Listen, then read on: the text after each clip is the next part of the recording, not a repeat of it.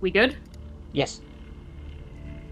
Somewhere far beyond the reaches of the Astronomican, underneath the surface of a long-dead world, a single shrouded figure flanked by two mechanical guards sits atop a throne built of shrapnel scraps and ancient alloys.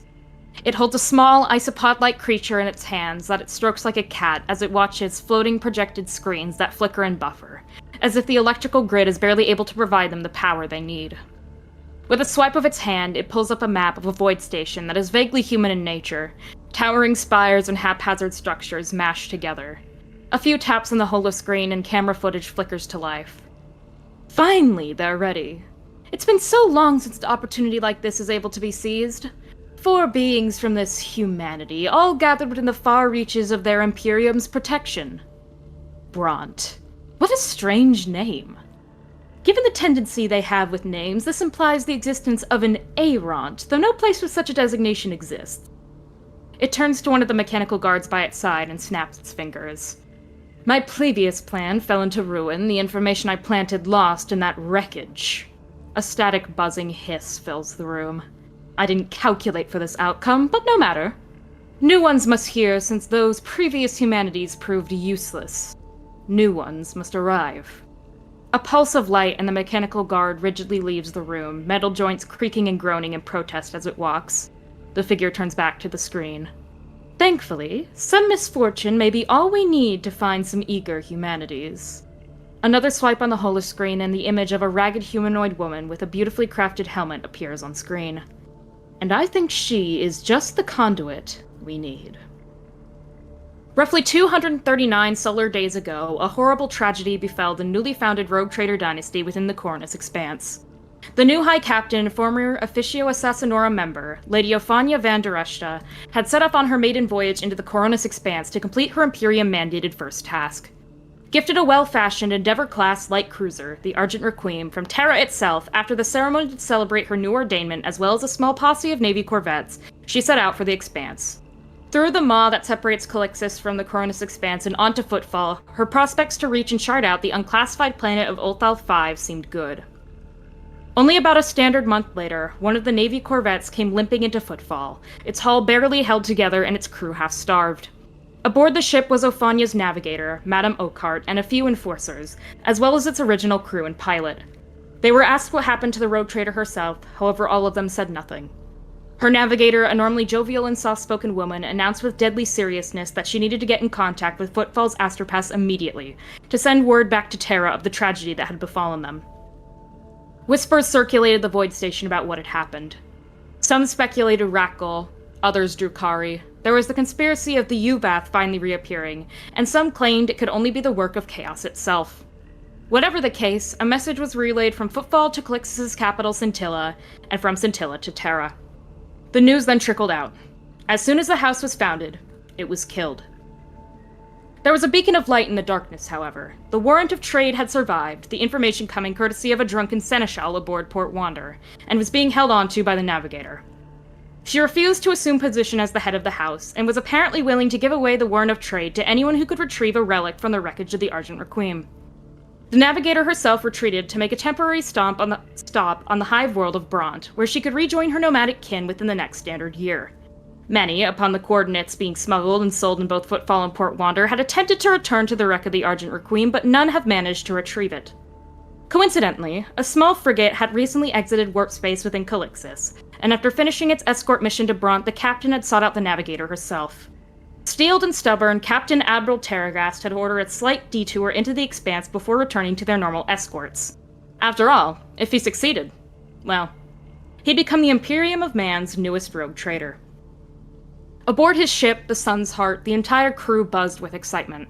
The palpable anticipation of promotion is infectious. After all, who wouldn't want to be part of a rogue trader's retinue?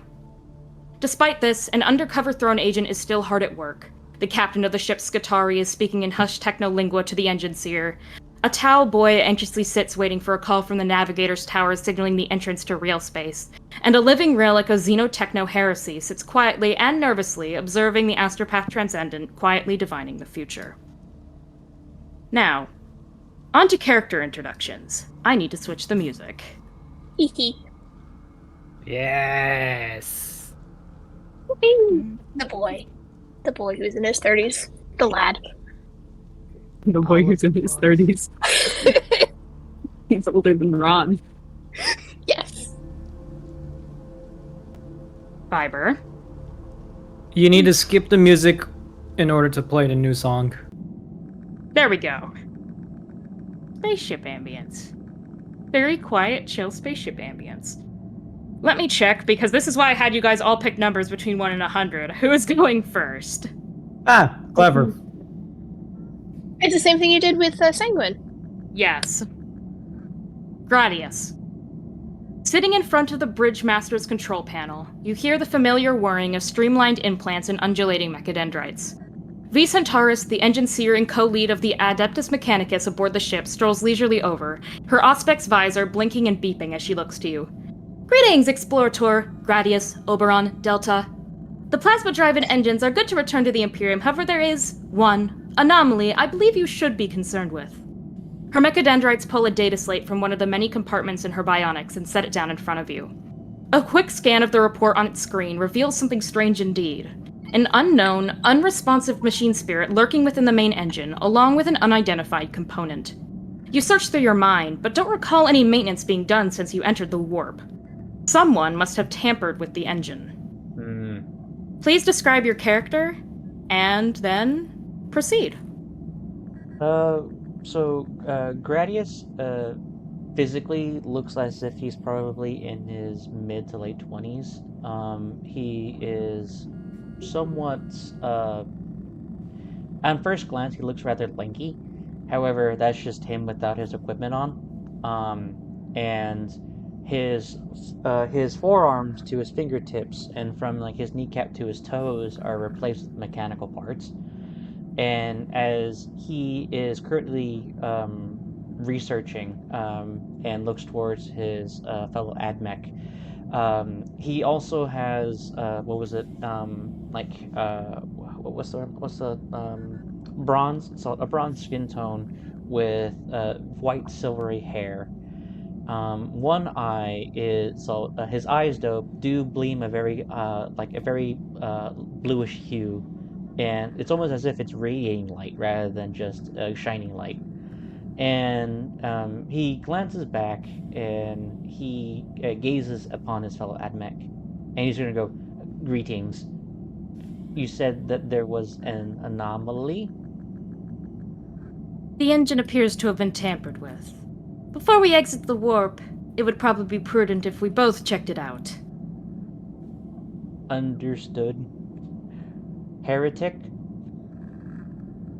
She, kind of gives, like, a non-committal shrug.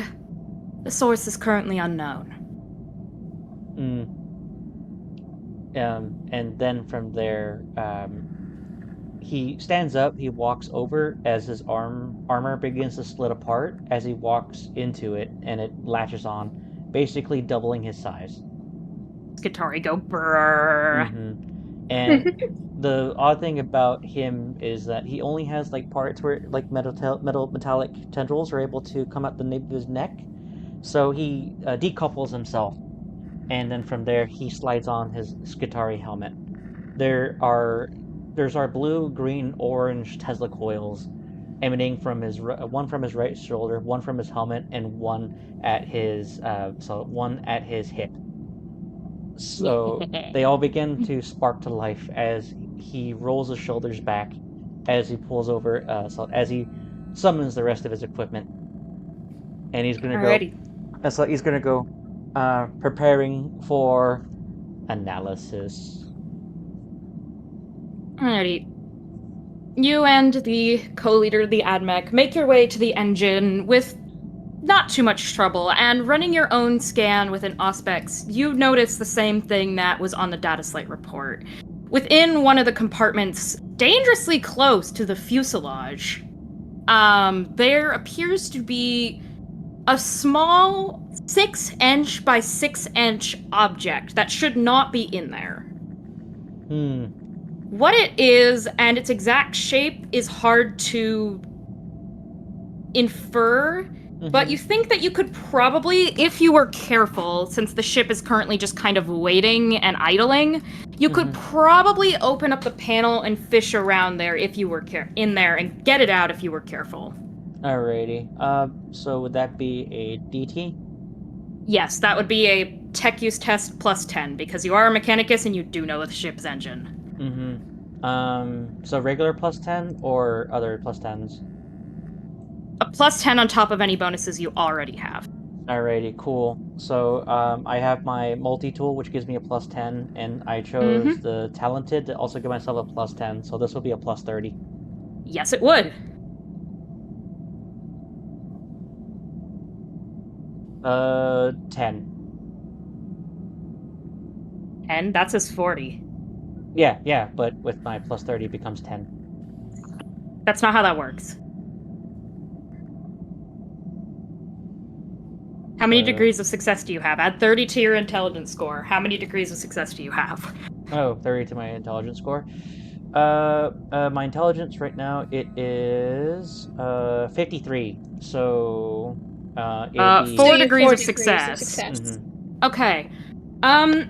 So you very carefully, using your multi-tool, open up the panel to access the internal components of the engine. And with, using 2 of your mechadendrites to kind of carefully push some of the wiring and, piping aside, you manage to pull out what appears to be a neon green rectangular prism. Upon closer inspection, first of all, you have no idea what it's made of. You've never seen anything like this before, though it definitely looks vaguely Xenos in nature, and as you kind of hold it, you feel your Tesla coils kind of spark. This thing is volatile. You think that if this thing was jostled too much, it would explode violently. Someone planted a bomb in your engine. A Xenos bomb in your engine. I do not like that. I turn to my coworker and I say, mild concern, Xenos explosive. She kind of looks, and you see her basically scan it. Origins unknown. Well, we all know Abril has a soft spot for Xenos. Maybe it was that Tau he recruited a while ago.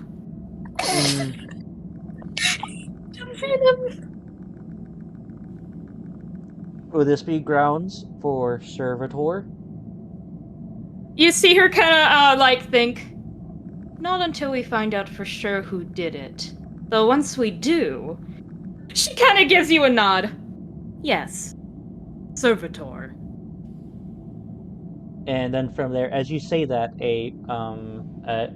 my servo skull floats on by, and its name is Murphy, and it basically brings up a data slate, and Gradius is going to immediately research who logged in to be in this area, and he's going to try to look for discrepancies. As you pull up a log, because it is kept of who accesses the actual enginarium, quite a few tech priests who are just doing routine maintenance checks. A couple of enforcers, probably just, making sure nothing was amiss, because you are in the warp and enforcers, make regular rounds of the ship. It seems like Captain Abril came in at some point, maybe a couple hours ago, maybe. Though there were other people in the engine room at that time. It looks like there's, for the entire time, within the past 24 hours or so that you have logs, there's been more than one person in there at all times. And who is that one person?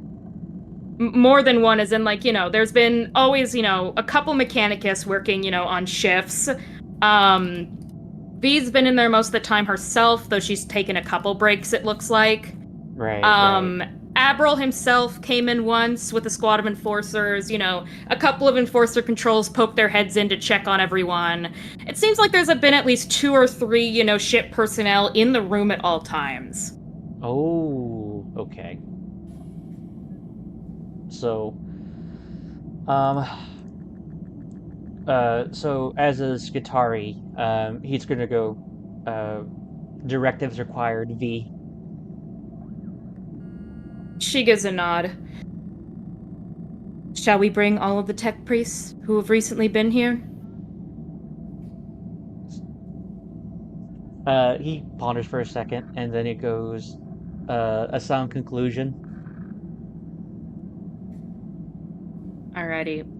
So as you start on, the Vox network and, send your servo skull, you effectively start collecting the Mechanicus and the enforcers who've been here. And with that, we will move on. Good job, Will, you found a bomb. Bob. Yes, you found a bomb. Bombs? I was quoting Rope? a meme. Bomb. I'll post the meme later. Anyways, continue. Bombs? It's yours, my friend, if you have If the you have thrones enough- to spare. Yep. Exactly. Alrighty. Next up, Throne Agent Clovis. With Avril at the bridge and preparing for a return to real space, you slink through the corridors of the upper decks until you arrive at the entrance to his personal quarters. Pulling out a multi-key and a circuit overloader, you lockpick and hack your way into Avril's personal room. The Inquisition sent you for a reason, and you're planning to discover Captain Terragast's heresy at any cost. As you quietly close the door behind you, you begin your search. Nothing seems too out of place, any cold trade goods either expertly hidden or non-existent. You begin to wonder, is there anything here? Will you end up like your Inquisitor? And then something catches your eye. The flash of an unknown metal underneath a stack of papers. Placing the stack aside, you find a strange Xenos device that looks almost like a data slate, and yet at the same time is completely alien. It appears to have a collection of some strange Xenos cipher,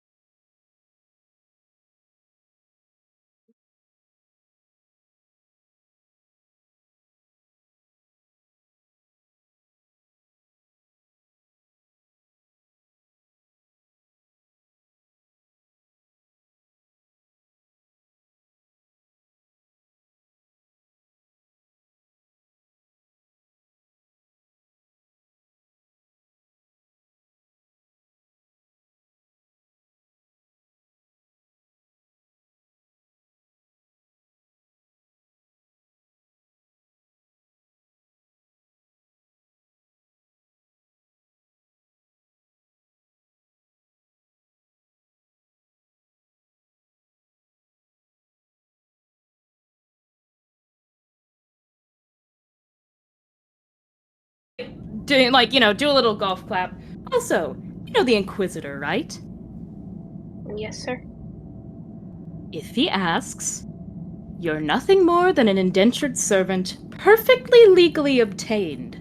There are forged documents that I sent to you earlier. You show him those. Understood? Understood. Good.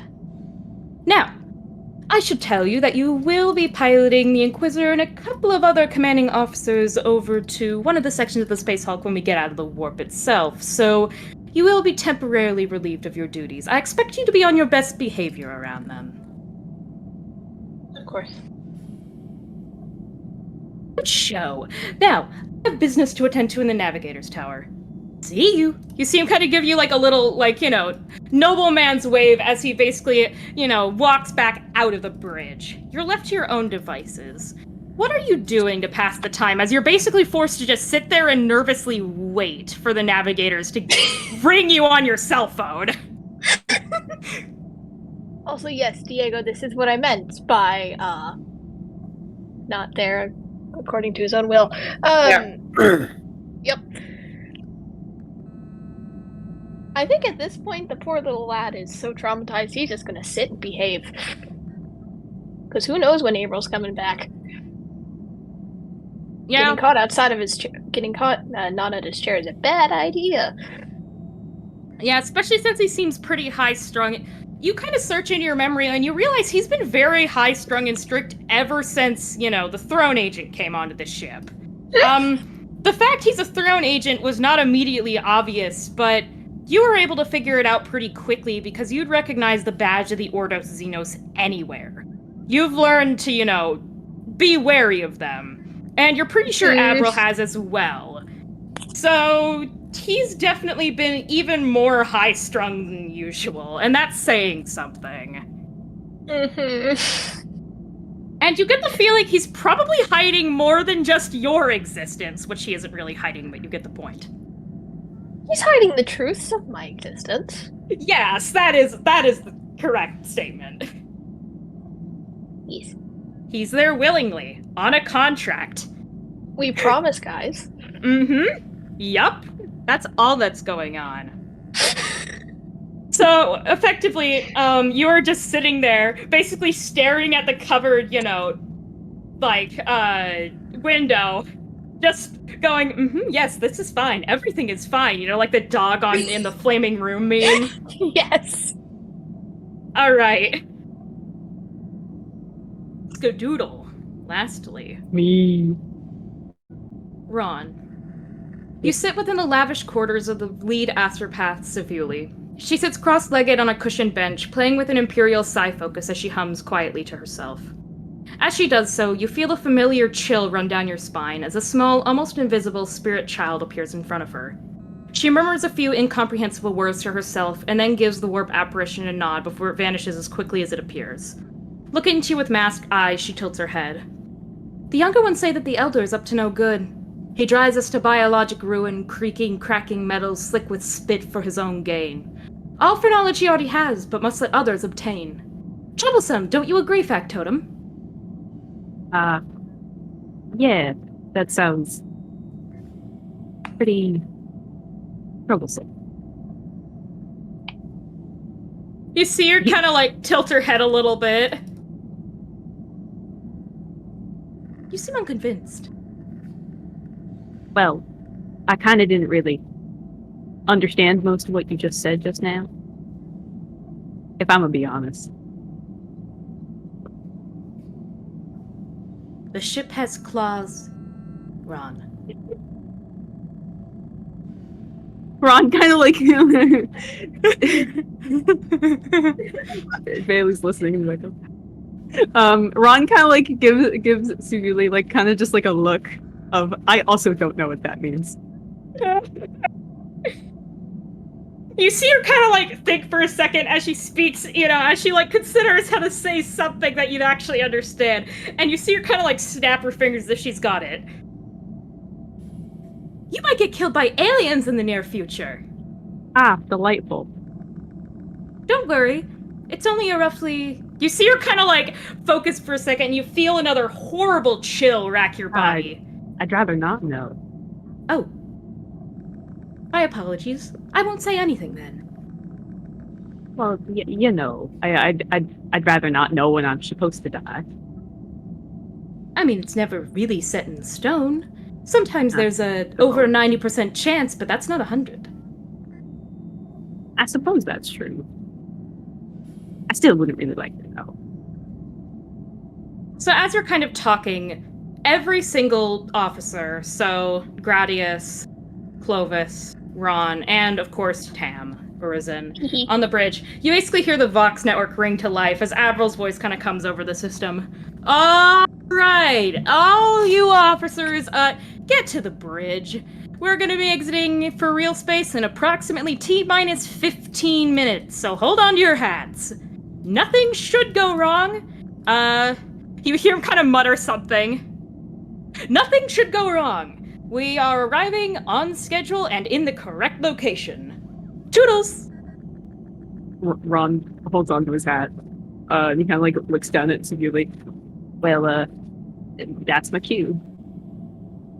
Yes, it is. Good luck. Thanks. I think I might need it. I'll see you around. Maybe later. All right, Gradius, as you basically hear the announcement, you see V kind of scowl at the intercom. I suppose we must postpone this investigation. It is so. It always befuddles this one when the meat bags do not bolt their hats to their skulls. It is rather strange. It means that they are liable to come off in combat. As as Gradius basically like seals his helmet. Skitari moment. And then from there he's gonna go. We shall bring this matter as soon as possible. As by now, is Gradius still have the bomb, or would he at least use Murphy to put it in, like at least hold on to it in a safe location? You would have secured the extremely volatile, and you don't know how powerful explosive, in a secure location where even if it did explode, it wouldn't cause too much collateral damage. Oh, okay. It has been contained. However, that doesn't mean you can't go send Murphy to pick it up and bring it back to you at any point if you need. I'm gonna make this joke, and it's not gonna be it's gonna be non-canon. He goes, "I put it in the workers' quarters." Non-canon. Anyways, I'm ready to move on. Alrighty.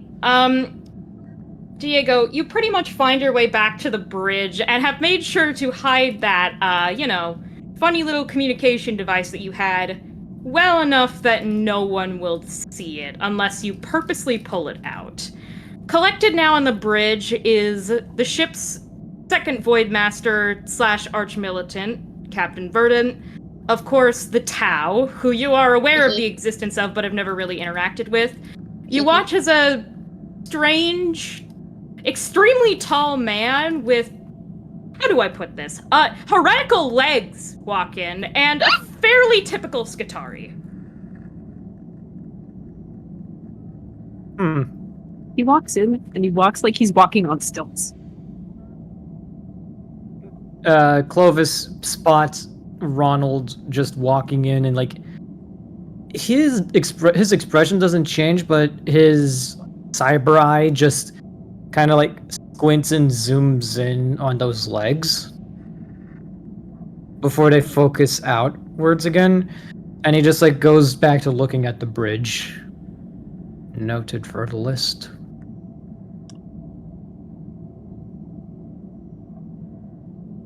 Gradius, you make your way in a little bit after Ron, because you're coming all the way from the other side of the ship, from the engine room. And at this point, you guys have about, 3 or 4 minutes to converse if you wish, before the ship is gonna exit back out into real space. Ron lights a low stick, puts it in his little holder, and starts smoking the fuck out of it. Did you say that again? You kind of were kind of... Oh, sorry.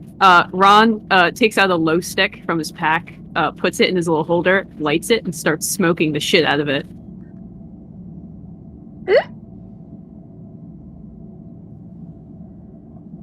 We all Clovis is kind of just get a whiff standing. of secondhand smoke. The command bridge isn't the largest, and, the air filtration is doing its job, but you can still smell a little bit of the scent of those cigs.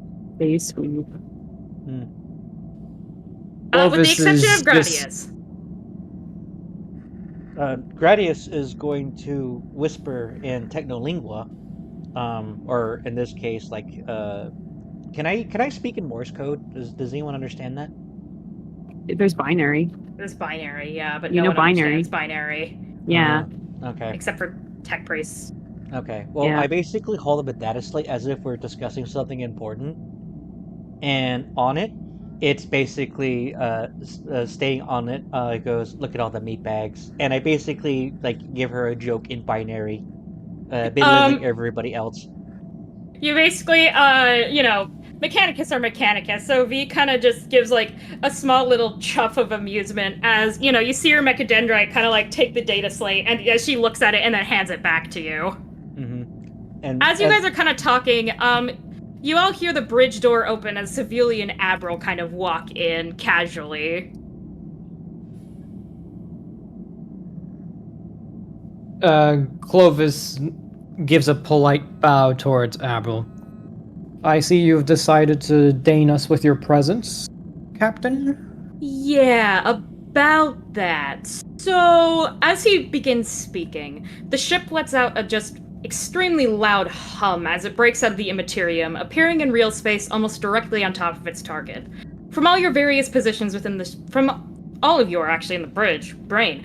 You see the drifting wreckage of a space hulk as the windows slide open, its scraps fairly new and unweathered considering its tattered state. A few large, almost claw-like marks rake along floating chunks of hull armor, and the massive prow floats far behind the rest of the wreck as if it has been forcefully severed. Of the floating scrapyard, two pieces seem most of note. What seems to be the remains of the bridge and the upper decks, and the remnants of the voidsman quarters and lower decks. Clovis, you see Avril kind of basically take in the space hulk as he whistles to himself. So,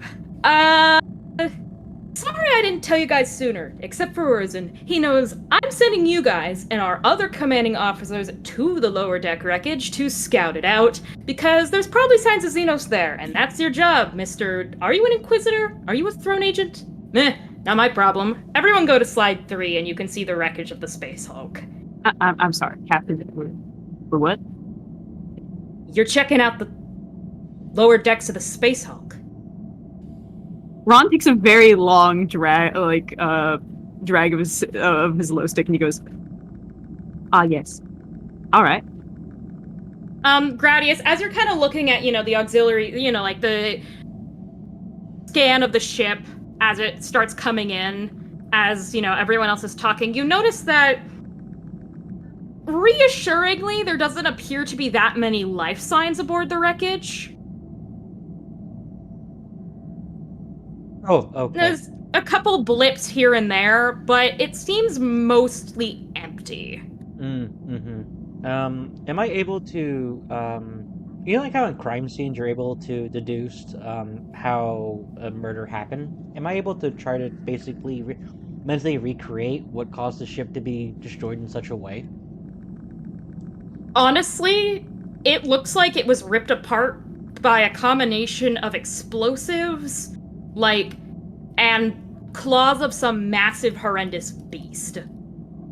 Okay. Void Krakens are a thing in 40k. That I know. Yes, they are. They are awesome. What I'm saying is, it was violently destroyed, probably by a collection of smaller creatures, and then one large creature that made the, massive scratch marks in the hull armor. And ripped the prow off. Can Clovis make an educated guess what type of creature could have done it? Roll me Forbidden Lore Xenos. That is something I actually do have. Yes, you do. Yes, I'm the only one who has it. Let's also see, that have it. is trained. I discovered That's that. 45. Oh, Tam also has it. I did have it. Come on. God damn it. Oh no! Yeah, Clovis has no idea. He's just So gonna yeah, go. He's just you- gonna as go you're for the kinda default and say. He's just gonna default and say, probably a void kraken of sorts.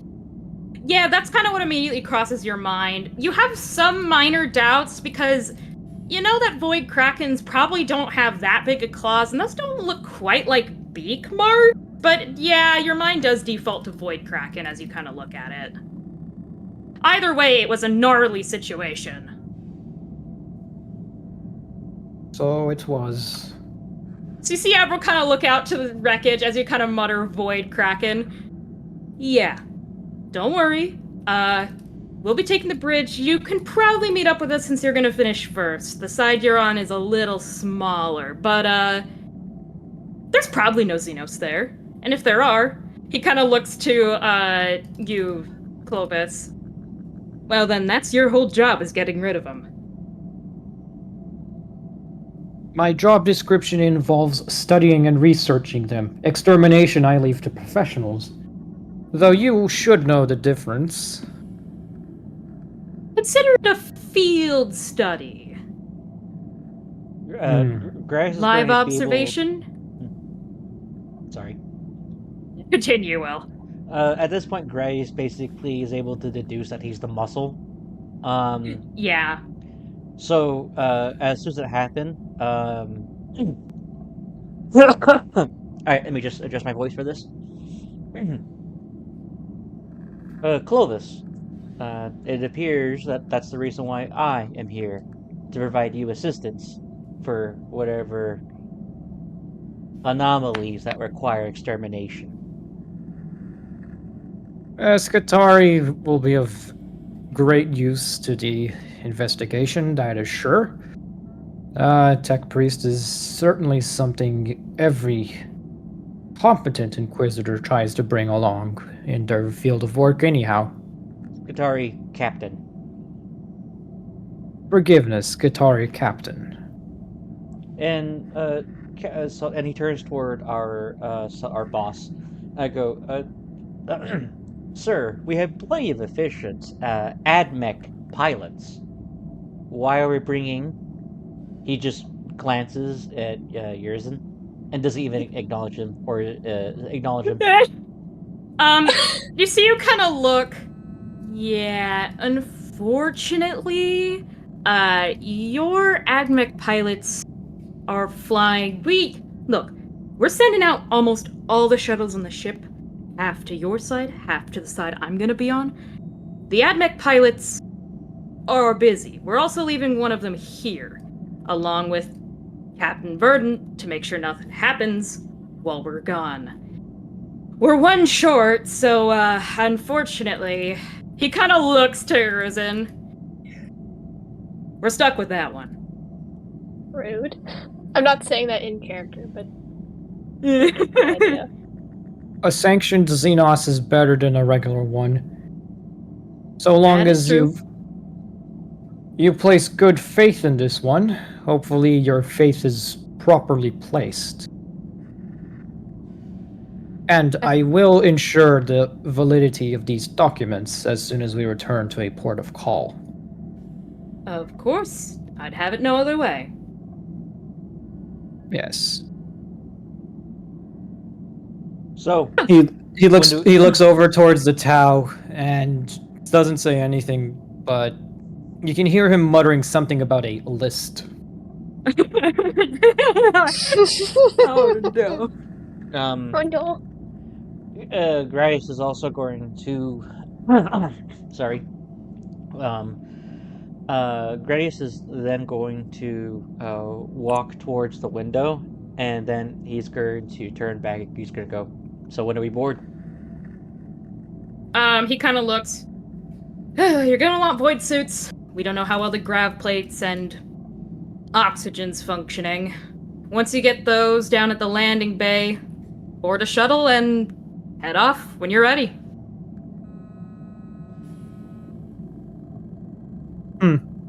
Clovis leaves without saying a word. Avril, as you basically are leaving, kind of looks to Sevili, and you go with them, just in case they run into trouble and you need to send a message back to the ship. Who knows what could jam the Vox networks? He kind of gives Sevili a very unsettling smile, as if he knows something when he says that. As if he expects communications to go down. He shouldn't know that. As he kind of just strolls off behind you, Diego, and takes basically a different way to get down to the landing bay.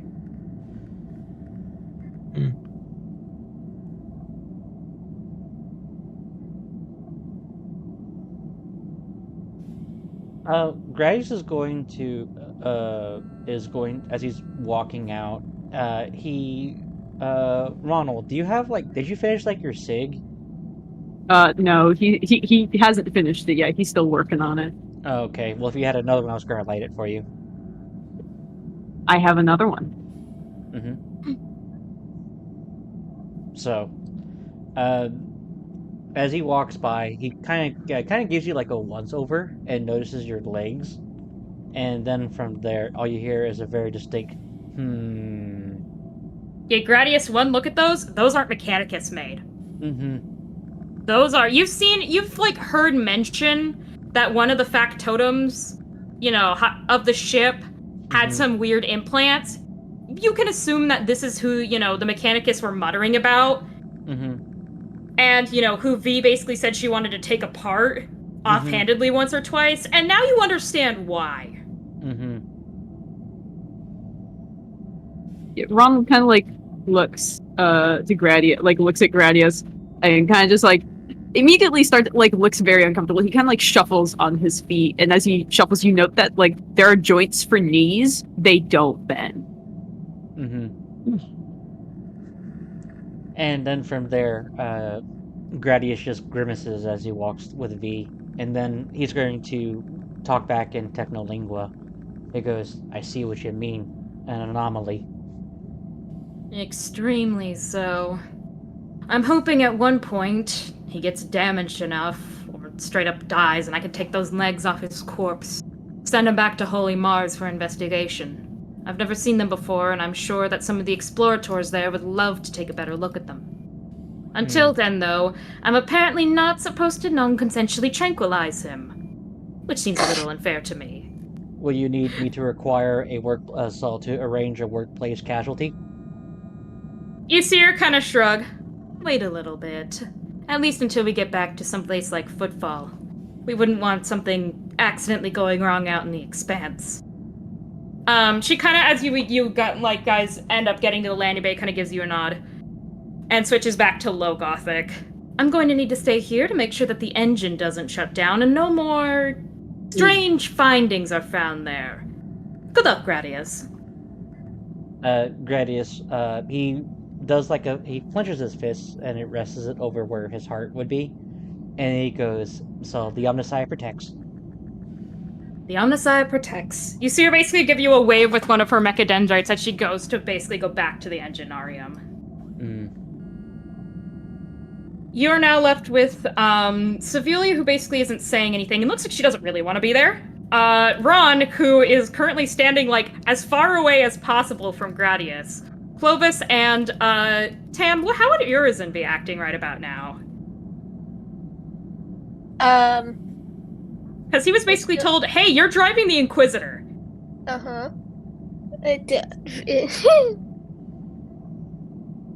Still on the bridge? No, you're with them. Yes, Dad? Yeah, you're with them. He's sort of standing off to the side, like, not picking at... Okay.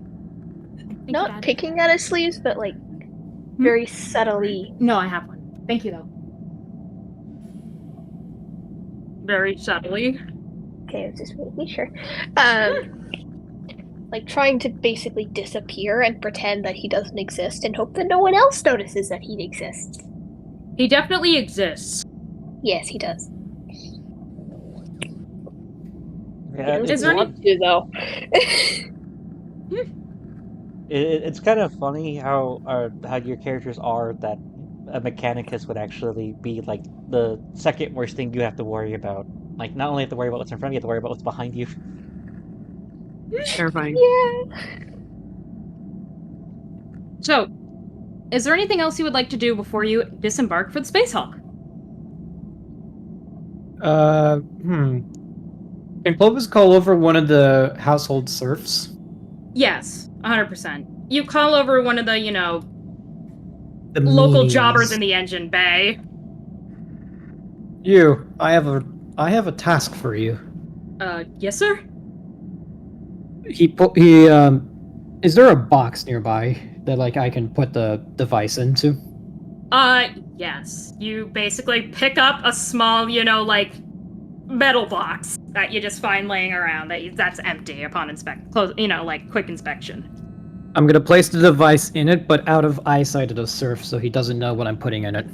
Okay, you have placed the device discreetly in the box. You don't need to make a test for that. I want you to take this up to my quarters and hide it underneath the bed. Can you do that?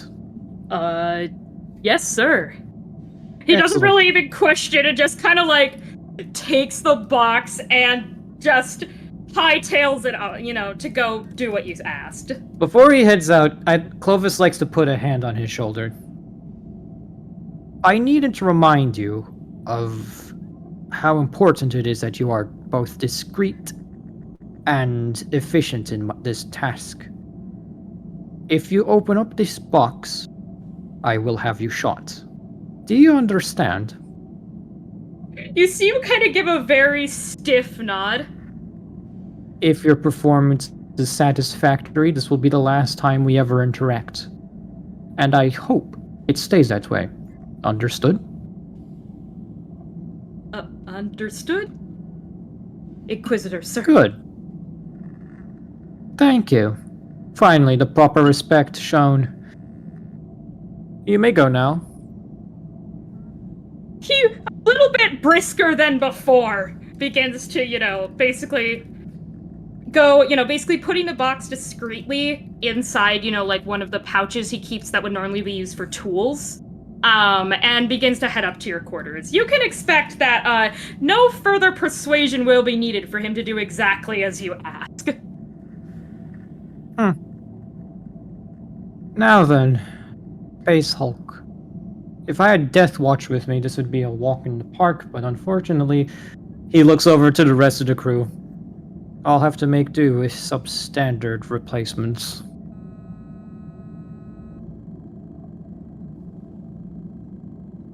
You see severely kind of, she can't blink, but she kind of just tilts her head.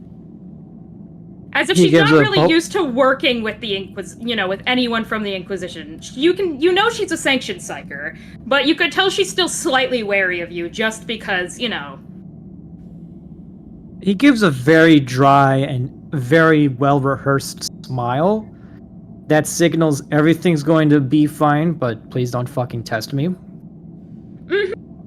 Yeah, she very quickly gets the message and just basically gives you, the sign of the Aquila, as if, basically showing yep, you're in charge. At this time, he smiles, but a bit more genuinely, and bows his head a bit as he boards the shuttle. Alrighty. Pam. Do I have to make a test? Yes, you're going to need to make me a pilot spacecraft test to land the shuttle safely on the Space Hulk without, having it get hit by any lingering debris. No modifiers? No modifiers. Unless, you have some from any skills you get. But other than that, nope, just flat. Okay. Let's see how much it hates me today.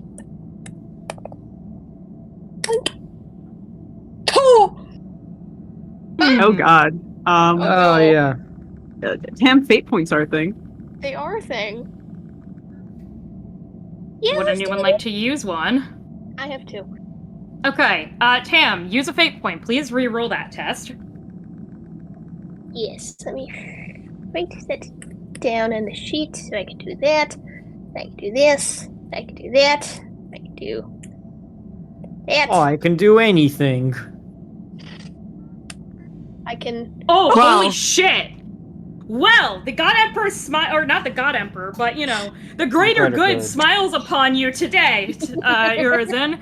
You basically get in the piloting seat, and as you basically take off the shuttle, you have a little bit of, a mild start of a panic attack as you have a thrown agent basically breathing down your neck. And then you kind of remember, yeah, it's really not him you have to worry about.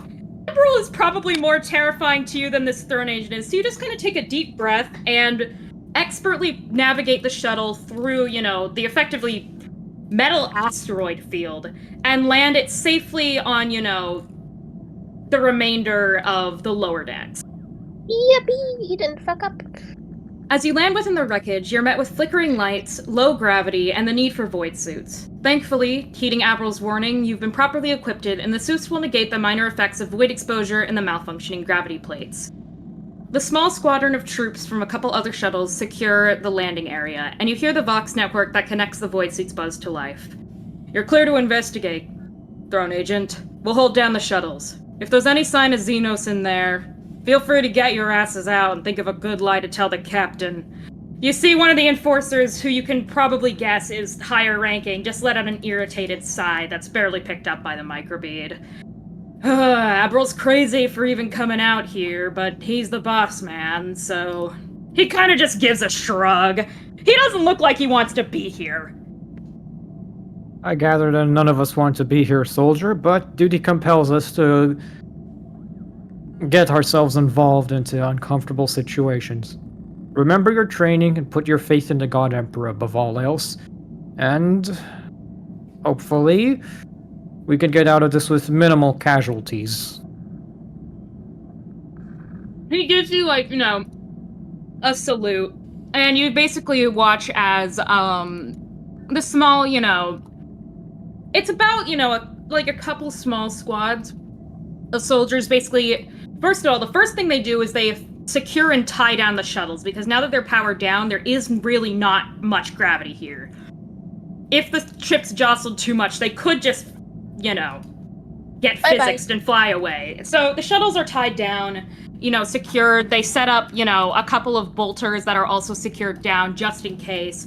Effectively, they prepare the shuttles to be defensible if anything, if, you guys come running out with Xenos on your tail. Well then, he turns towards his companions. You lot will have to do. Shall we proceed? Sure. Yes, sir. Gradius Alrighty. finishes his tech prayers. You finish your prayers to the Omnisaya, and, you can never really know for sure, but you feel like, the Omnisaya smiles upon you. Mm-hmm.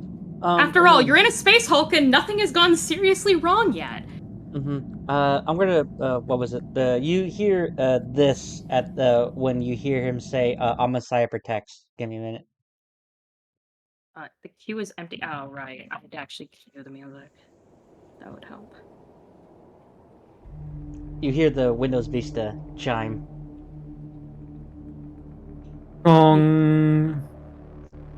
You just hear fucking, hold on, It's not the Windows Vista noise, but you get the point. That's Yeah. when they die. Yeah, that's when they die.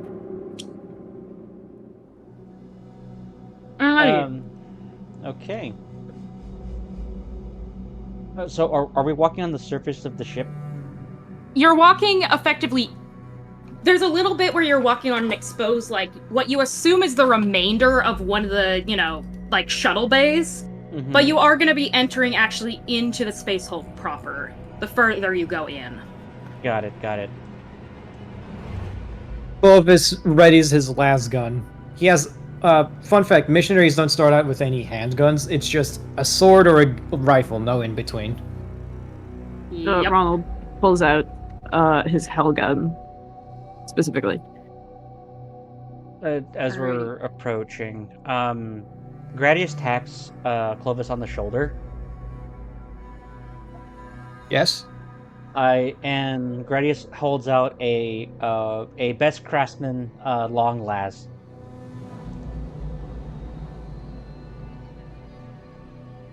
He's gonna go, "Do you require this?" I'll make do with what I have. He nods. Alrighty.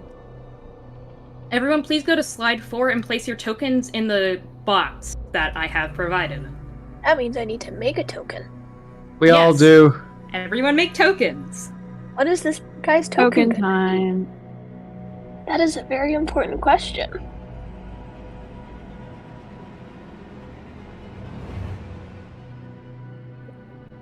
I can't use a smiley face anymore because it's no longer ironic. For Grant. Mm-hmm. You know, I'm thinking trapezoid.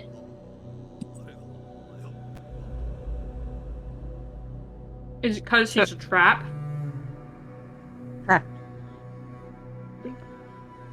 So, as we're all just like walking, Ron kind of just goes, "So, in order to make this, I think, a little bit easier, how about we do some introductions?"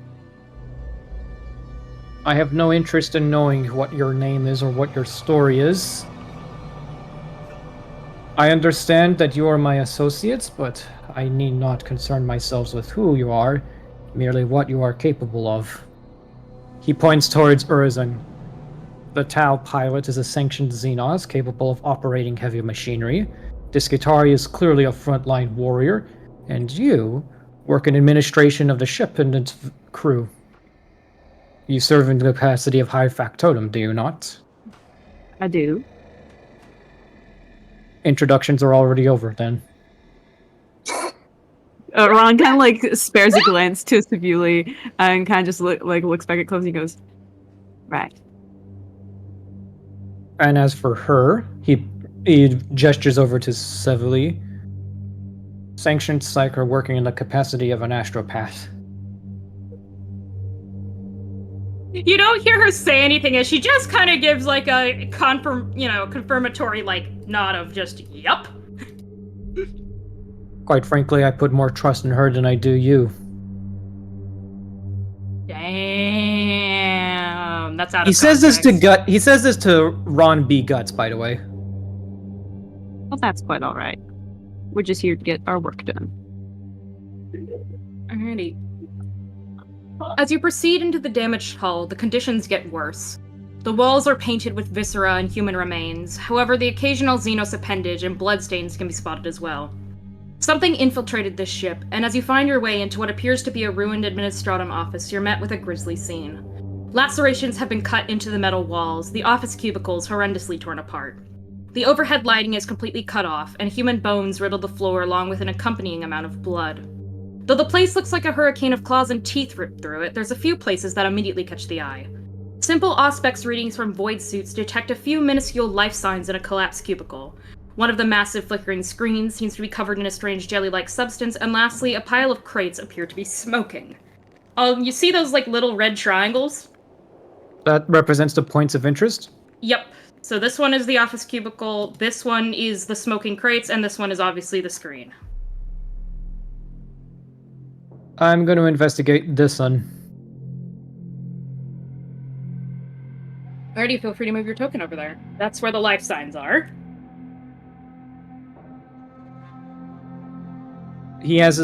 Clovis has his lasgun at the ready as he just like points it towards where the light blips are. Alrighty. So as you very,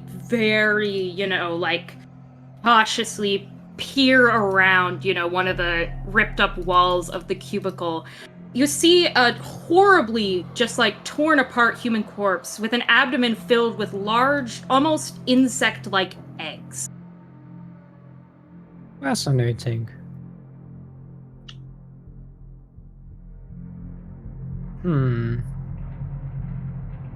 He bends over to inspect the eggs closely.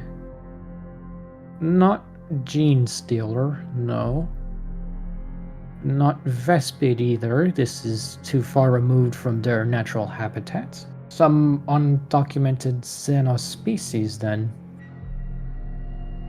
One capable of overrunning a ship and its crew. No evidence of blaster fire, which indicates purely natural weapons. Claws and the like. Parasitoid in nature as well, perhaps. although, given the deceased nature of the corpse, purely parasitic instead. I'm going to try and remove one of the eggs. Okay. Do you have the sleight of hand skill? No. I have Medicaid. That works, yeah. Roll Medicaid. Hopefully this will go better than the last few rolls. Yeah. Hey, you face points if it doesn't. 43! I got that passes. Okay. You very carefully basically take out, a scalpel and cut out one of the eggs. It's roughly the size of a chicken egg, though it's very slimy and soft-shelled. And as you basically pick it up, the liquid is, it's slightly warm, it's squishy, it's gross and slimy. Ew. It just is uncomfortable and kind of unwieldy to hold in your hand. And as you look inside of it, you can see that, basically as you hold it up, to a light, you kind of see that there's definitely something living chilling inside of it. Context, you. I'll require a member of the Magos biologist to fully understand what it is I'm looking at. He drops the egg back into the chest cavity of the corpse. Mm-hmm. And he immediately shoots the eggs with his lasgun. Alrighty, you don't need to make a check for that. You basically just shoot and, kill all the eggs. And as they basically burst, and the larvae basically, doesn't crawl out, but the larvae is destroyed along with the eggs. They're in no state to really be separated. As they kind of look, you know enough about Xenos development that if you were comparing these to something like Tyranids, or, actually, let's just compare this to humans. So humans normally need to, be, in the womb for 9 months or so. If these were equivalent to human creatures, they've maybe been in development for the equivalent of about 1 to 3 months, maybe. So they're barely formed. Gestational period, fortunately, takes a while. That is good. Unfortunately, given state of corpse, it's difficult to verify whether or not a living host accelerates the development process. And, most importantly, if it is possible for the eggs to gestate inside of a human corpse. Fascinating. He turns to the rest of the group. All of you, careful. There are nasty critters aboard this space hulk, and I fear that what laid the eggs still skitters nearby. Understood, please, there. So yeah, that's my thing. Alrighty, who would like to go next, and what are you investigating? I want to look at the boxes. The run is keeping at a very safe distance so far. Okay, so you get closer, and as you get a little closer, you kind of narrow your eyes a little bit, and you notice that on top of smoking, the crates, something's sparking inside of them, as if there's live wires or something electrical is actively short-circuiting in there. Ronald, against his better judgment, turns in the direction of where Gradius is in, and he kind of just goes, Skitari? I'm sorry, I don't know your name. I think you might want to take a look at this. He slowly rotates his helmet in your direction, and with his cold gaze, just approaches. Alrighty, so as you approach the crates, you see the same thing. One of them is kind of haphazardly half opened, and inside, there's some sort of sparking, half broken, but still live electronic device in there. What it is would require you to actually open the crate and, take it out to really get a good look. Alrighty, you like how you basically pry the lid off something like a monster? I do that. Mm-hmm. I just basically angle my axe as a fulcrum, and then I just rip it off. Okay, so as you basically rip off the top of this crate, inside you see a smoking, sparking, barely alive servo skull. It obviously can't move. Its, personal gravity plates have been completely destroyed. It's flickering with, the last remains of its power. It's on its last legs. But what interests you is where, a servo skull's data drive, where its information would be stored, what it's seen, what's investigated. It seems mostly intact. I pick it up with nice tender care, and since the servo skull technically serve its purpose, can I basically crush it like a soda can as I remove the necessary components? Yes, roll me tech use plus 20 to remove the necessary components and then effectively put the poor thing out of its misery. Yeah. Tech use would be 38, so this would, I believe, it would be 83. So, You more than succeed. yeah.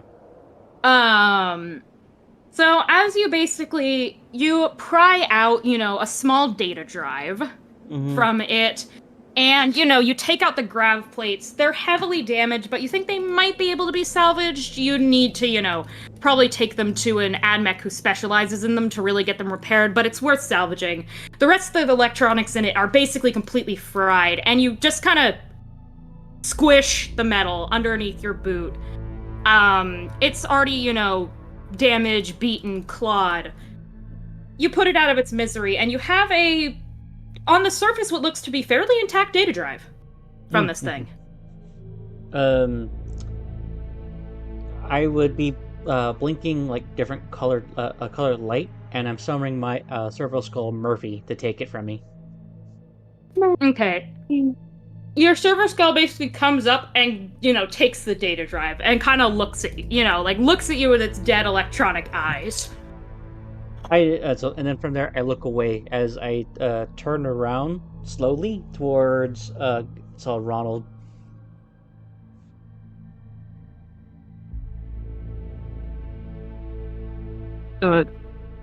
Ron, as you look at him, Ron kind of just he takes the teensiest little step back.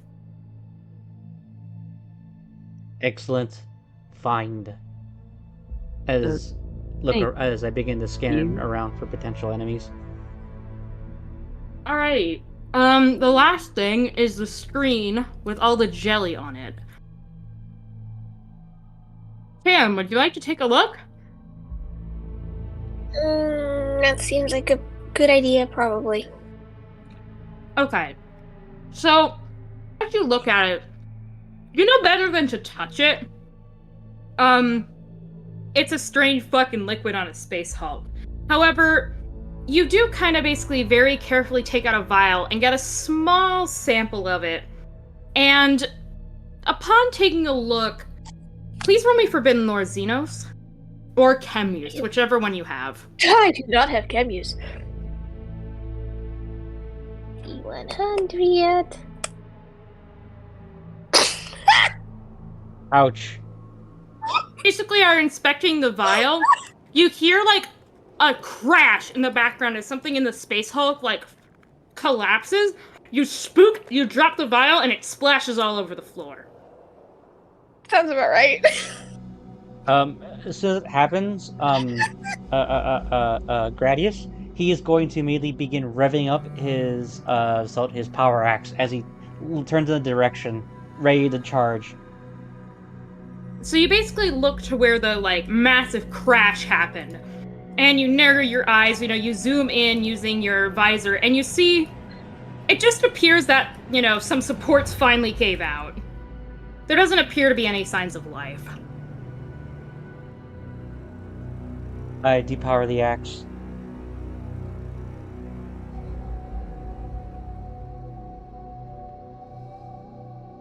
Have a mildly scared shitless Tau standing over a broken vial of something. Clovis is on the lookout, ignoring this. He's just I got bigger fish to fry, but he doesn't say that out loud.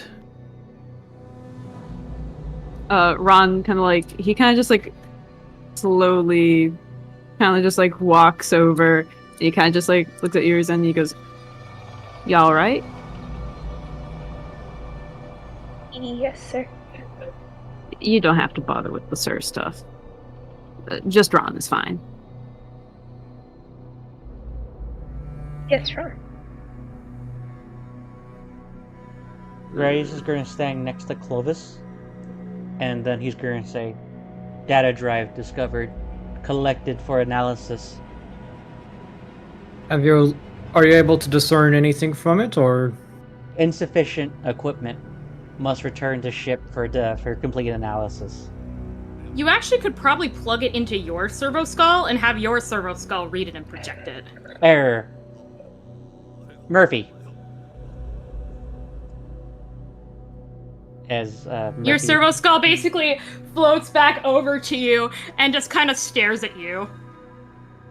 And I telepathically, through technolingua, tell it to decipher. Okay, so you basically contact the machine spirit, and, you know, with careful hands, you switch up the data drives. And it basically, through magical techno machine spirit finicky bullshit, basically, transfers the files from the data drive, reads it, and sends it over to your data slate. As you open up your data slate, you basically see, the file folder. There's a whole bunch of stuff that's just horribly corrupted. Beyond comprehension, just massive strings of garbled text, characters, bright rainbow psychedelic colors. But sifting through the files, you eventually find two that seem to be mostly intact. There appears to be a short video clip and a short audio clip that are able to be, actually understood and deciphered. The rest of it you assume probably got fried while it was, on fire. Alrighty. Can I do like a projection? Yeah. So you project do you project the video clip first or the audio clip? Audio clip. Okay. So as you play the audio, you basically hear like a horrible screeching, hissing, and buzzing sounds, mixed with the sounds of humanoid struggle, gunshots, and eventually like a scream, and then the clang of metal and like a horrible like staticky noise before it cut. And then after that, I do the projection of the video. Okay, let me copy paste this into Rogue Trader Central for you.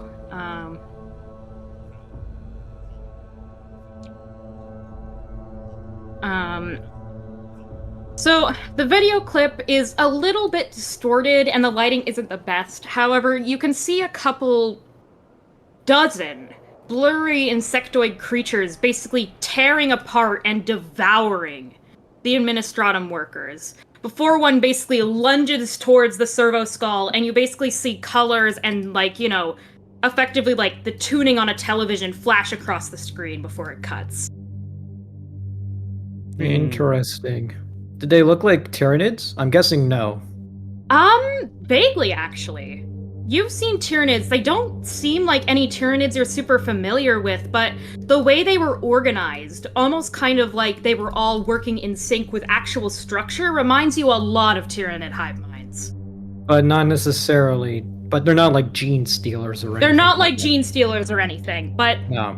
Tyranids, a greater, smaller, lesser known species of Tyranid from somewhere in the expanse, seems fairly plausible upon seeing this. I do know that Hive Fleet Leviathan tends to manifest as part of the galaxy when it's cut off from the main tendril. But this is definitely not them, I believe.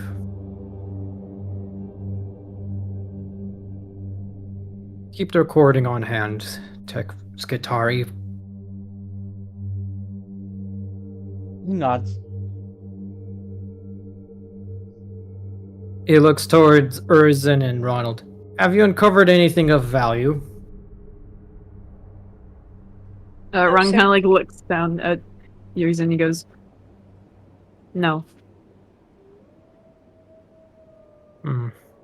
Ron, you do notice the slime. All of you can still see the slime covering the screen, and a little bit of it splashed at Urzin's feet, as if some was dropped out of a vial. Because it was. Because it was. Because it was. I don't know. Can I attempt to tell what this is? I guess. Make me a logic test. Make you a logic test. Okay. Logic is intelligence. I don't have it trained, so I need to make a 20 or lower. Yes. That's an 80. Ron doesn't know. It's a chemical. And it's green. Oh, wait, Really this is- green. Ooh, wait, this is a logic test? Yeah. Logic or chem use to figure out or decipher what this is. Or if you have it, Forbidden Lore Xenos. I'll... But, can I make a logic test with that? I have it basic. yeah. My Feel free to try. Yeah. My intelligence... do you round up or round down? I round up, even though it says to round down. I just round up by default because of D&D logic. Alrighty, cool. So I have to roll below... a 26. Alrighty. I fail too. Alrighty, so you basically study it, and you think that this is a vaguely biologically made chemical? Mm-hmm. So you think that this probably came from a creature. That being said, you don't exactly know what it would be used for, or any of its other properties. You think you'd need further study, but it's definitely made by a biological process, not unlike something like venom would be. Got it.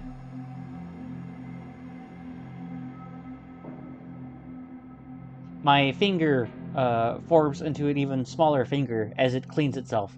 And I turn around and I go, "Are we ready to proceed?" Yeah, since we haven't gleaned anything particularly useful other than the identity of the ones who assaulted the ship.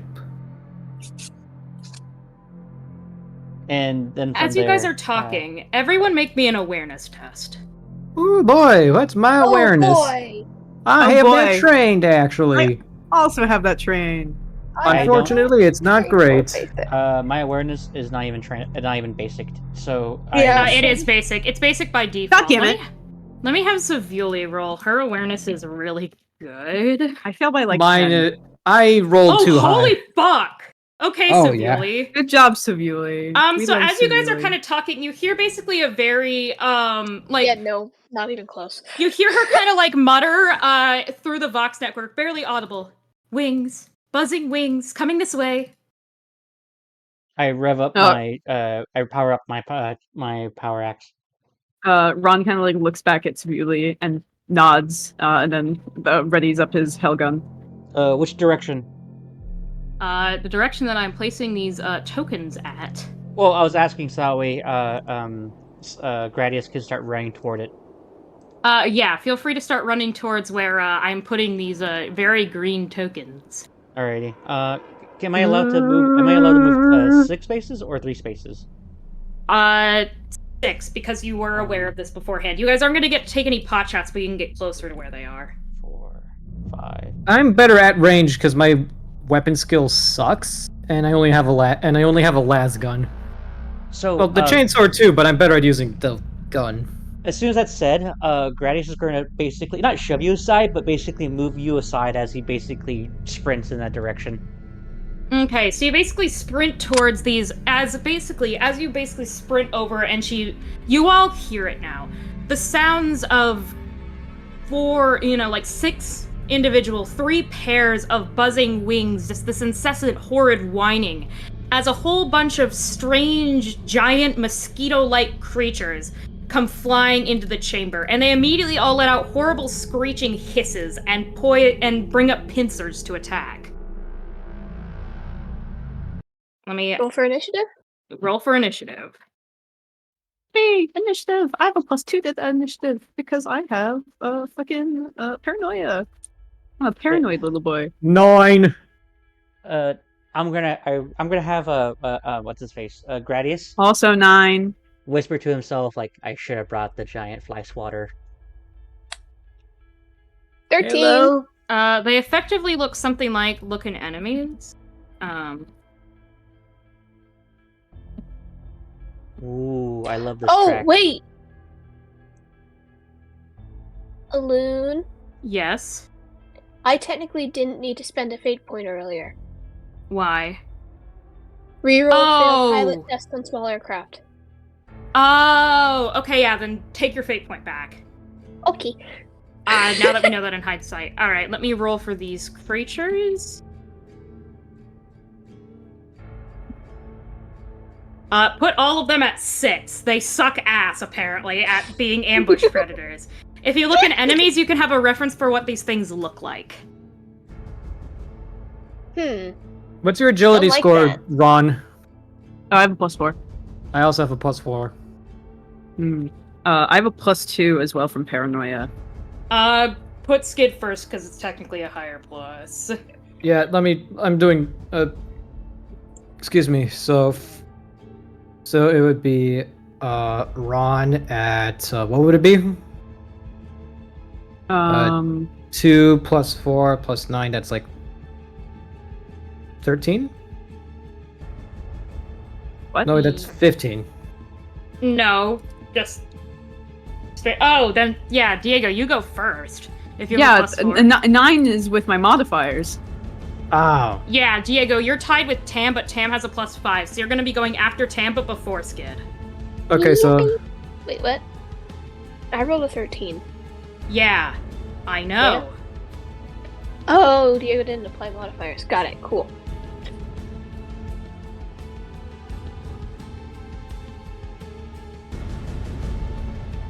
And our dear friend Gradius rolled a 10. Mm-hmm. I love going last in initiative.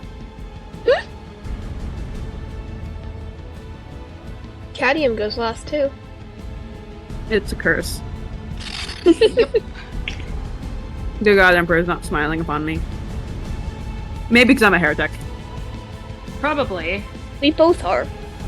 Yeah. We'll Just find no one out knows what but me. at the end of this game. This should be right, but let me know if I got the thing wrong. Yeah, that's correct. Alrighty. Tam, you're up first.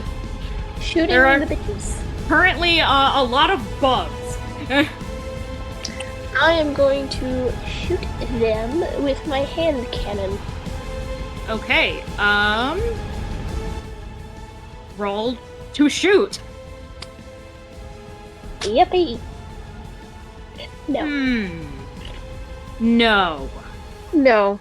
You basically take out your, you whip out your hand cannon, prior to the warning, you go to steady your aim, and you shoot, and you basically watch as the bug, basically zigzags around, in a way you didn't quite anticipate, because these are Xenos creatures that you've never seen before. And your shot flies slightly off and clinks into the metal of the spacecraft. Yes. Can I do that again? Yes. Okay, cool. I'm just not used to hand cannons. I don't know if they're a half action or a full action. Hi, Ruff. Bless you. Still no. Alright, so you go to basically shoot the same one again, and you basically see it fly back the other way, and you go, okay, I've got it this time. You line it up, and you barely clip the hairs on one of its legs. You almost land your shot, but just barely miss.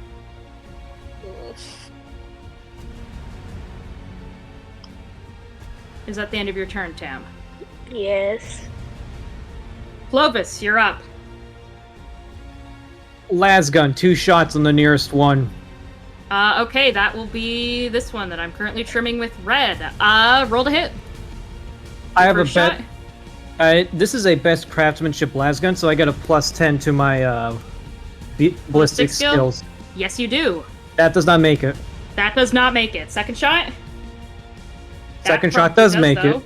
Alrighty. And double checking weapons, ballistic skills out of 42s. So With the +10, you do make it, though. Easy. yes, so not like I get no bonuses.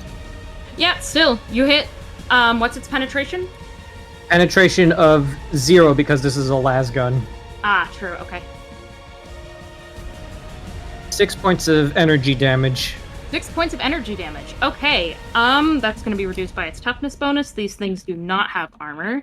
You take your first shot, and it just barely skims over its head, and then you line up your second shot as it begins to basically fly straight towards Gradius, and you basically shoot it directly in the side of its, disgusting tyrannid body.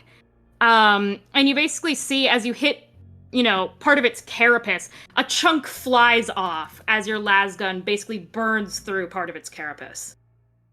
I'm going to activate. Can I, as a free action, can I radio this in to the others?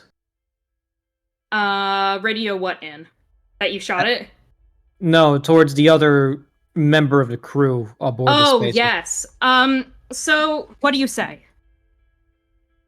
This is Throne Agent Llewellyn Smythe. Unidentified Xenos aboard the Space Hulk. Repeat, unidentified Xenos aboard the Space Hulk. You basically Hostile. hear the Vox network buzz to life as the officer you were talking to earlier picks up. Ah, shit. All right. If you guys need to get out, we're heading your way now with backup. Negative. Stay and maintain position. If you're sure. Feel free to, we'll be holding the line if you need to run. Appreciated. Llewellyn Smythe out. Alrighty, the Vox network cuts silent as you can assume that they're basically, waiting to hear further from you. Is that the end of your turn? Yeah, I used both actions and I've only made one shot. Gradius, you're up. Alrighty. I was hoping they would go before me, so, do I have enough movement to get to the top one with half movement? Yes. Alrighty. It's 3 squares away, effectively. Alrighty. So, as my reaction, I'm going to do a, Logos protocol. Which Logos protocol. Yeah, I have to succeed a tech test before I'm allowed to even use it. Okay, roll tech use. Okay, I'm assuming that succeed. Alrighty Yeah. then. That means my next weapon skill until the end of my next turn is at a +10. But you also have to roll like a toughness to make sure that you don't wear Nope. yourself out as well. Oh. Not with Logis implants. Oh, right, it's Logis implants. My bad. Mhm. I'm thinking about Alrighty. another one. Will, you basically, using one of your mechanical eyes, basically zoom in and you identify, you start to identify its patterns as you bring up your power act.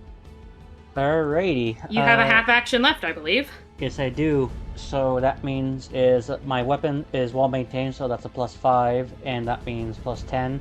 So I have to roll below a 57. Alrighty, roll to hit. I'm going That is a critical fail. I am going to use a fate point. Okay, reroll. That hits. Alright. Melee weapons do not use the same rules. Degrees of success only matter. It is going to try and dodge. Alrighty. So it's going to roll a dodge test. It needs to roll a 20 or below. It completely fails. Roll your damage. Alrighty, cool. Unlike guns, all the degrees of success mean is that you hit, but better. Okay. So bomb. So it's just a regular D10, that's it? D10 plus whatever modifiers you have on it. I do 21 points of damage. Holy shit, and that is an Emperor's Fury. Yep. Or Righteous Fury. Okay, so you basically take your power axe, and you see it try to dodge out of the way. With lightning fast Skitarii reflexes, you take your power axe and you cleave the Tyrannid in half. That one is super fucking dead. Mhm. Like, really dead. As it so as my as soon as it's what's it called, my axe is sawing on through it. At the very end of it, as I basically split it in half, I just flick off my thing and they go, ugh, got some on me.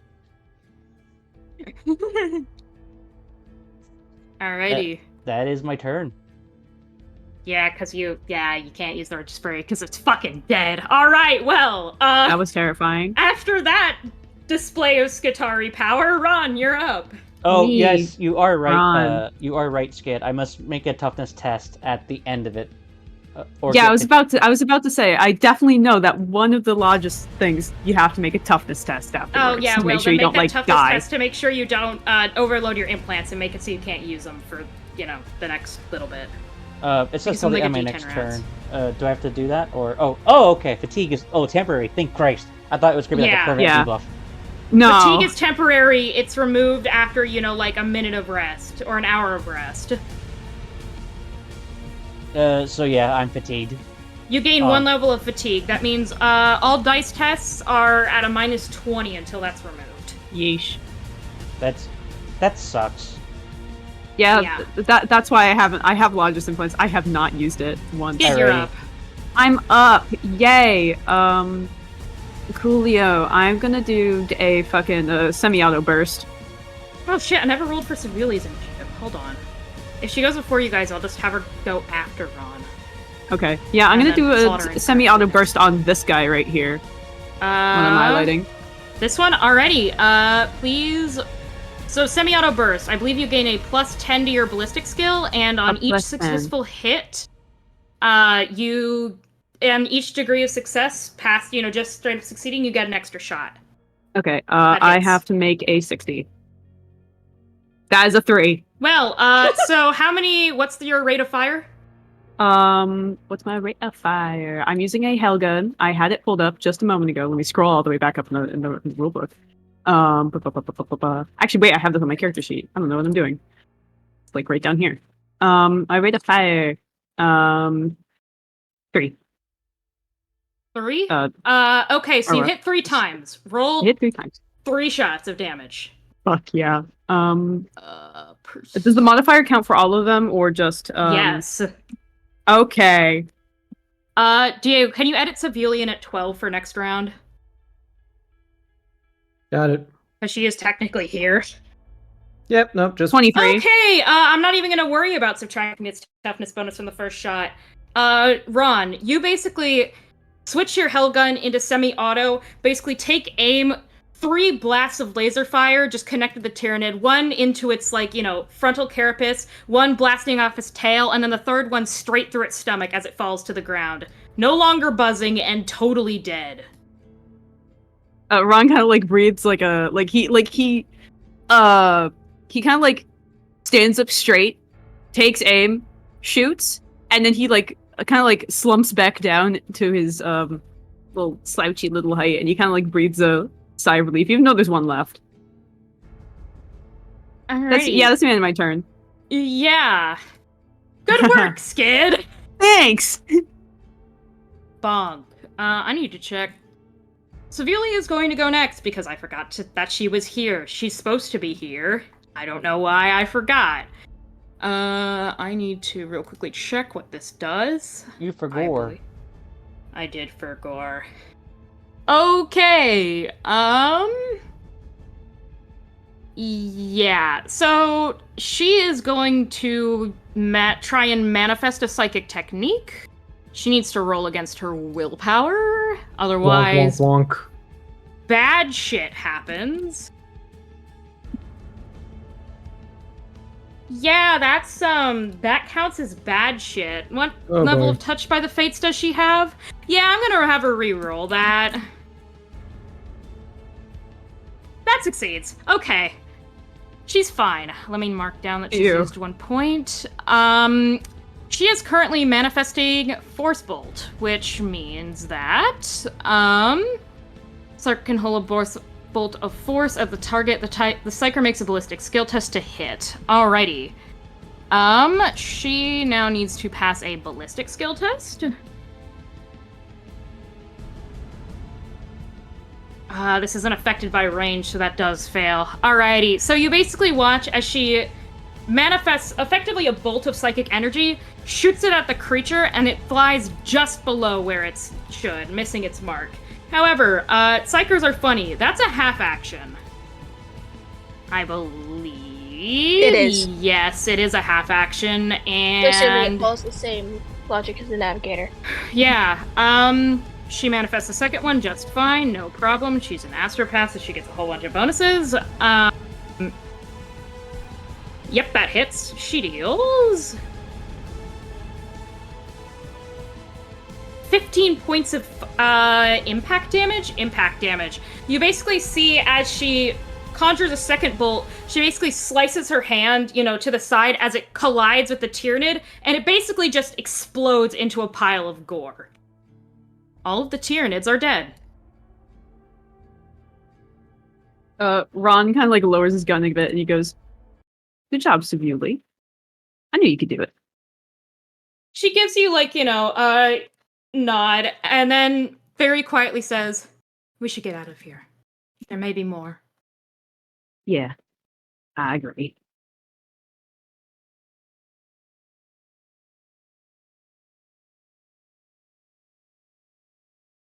I think we should Fiber. Probably get out as soon as we can. You might need to disconnect it before. Yeah, there we go.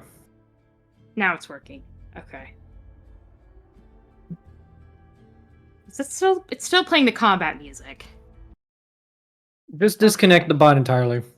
Yeah, I'm just gonna. Yeah, it's having a skill issue.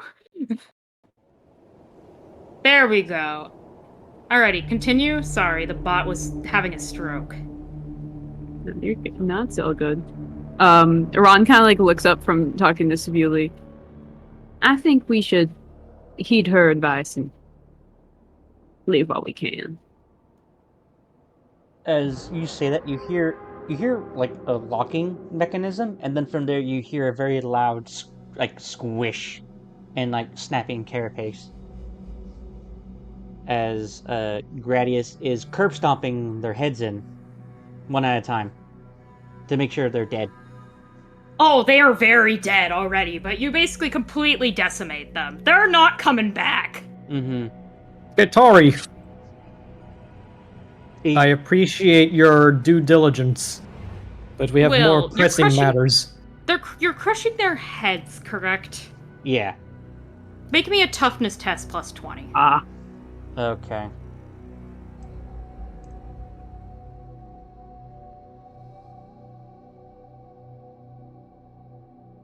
That's a 7. oh my Okay, god. you succeed. With flying colors. So as you're crushing their heads, you notice that same gross, disgusting green goo that was covering the screen, basically seeping from their like proboscis as it starts to try and corrode your boot.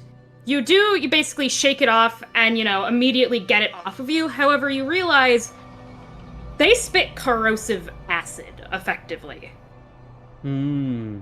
That's what probably caused so much of the, damage around here. Even more so than just, the hooks and stuff on their legs. Mm-hmm. So, as I deduce that, I go, so, biological acidic weaponry. Advise distance. As I flick it off, and I'm just covered in bug guts right now, aren't I? Yes, you are covered in bug guts. Tyrannid bug guts. Mm-hmm. And then from there, I just walk over, and then I just stand next to everybody else as if like, Ayo.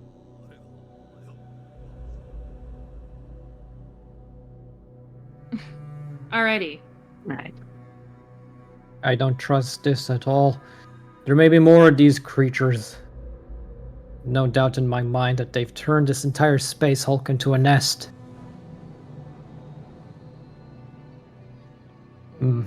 This one is uncertain if those are warriors or workers. I'd rather not find out. Though it isn't the purview of my job description, I would be more confident with a more coordinated investigation. I believe it is in our best interests to return to the shuttles. No doubt that Captain Abril knows more than he is letting on. Mm-hmm. This one suggests to walk in front. Proceed then, Skatari. He steps aside, and he begins to, which direction are we heading?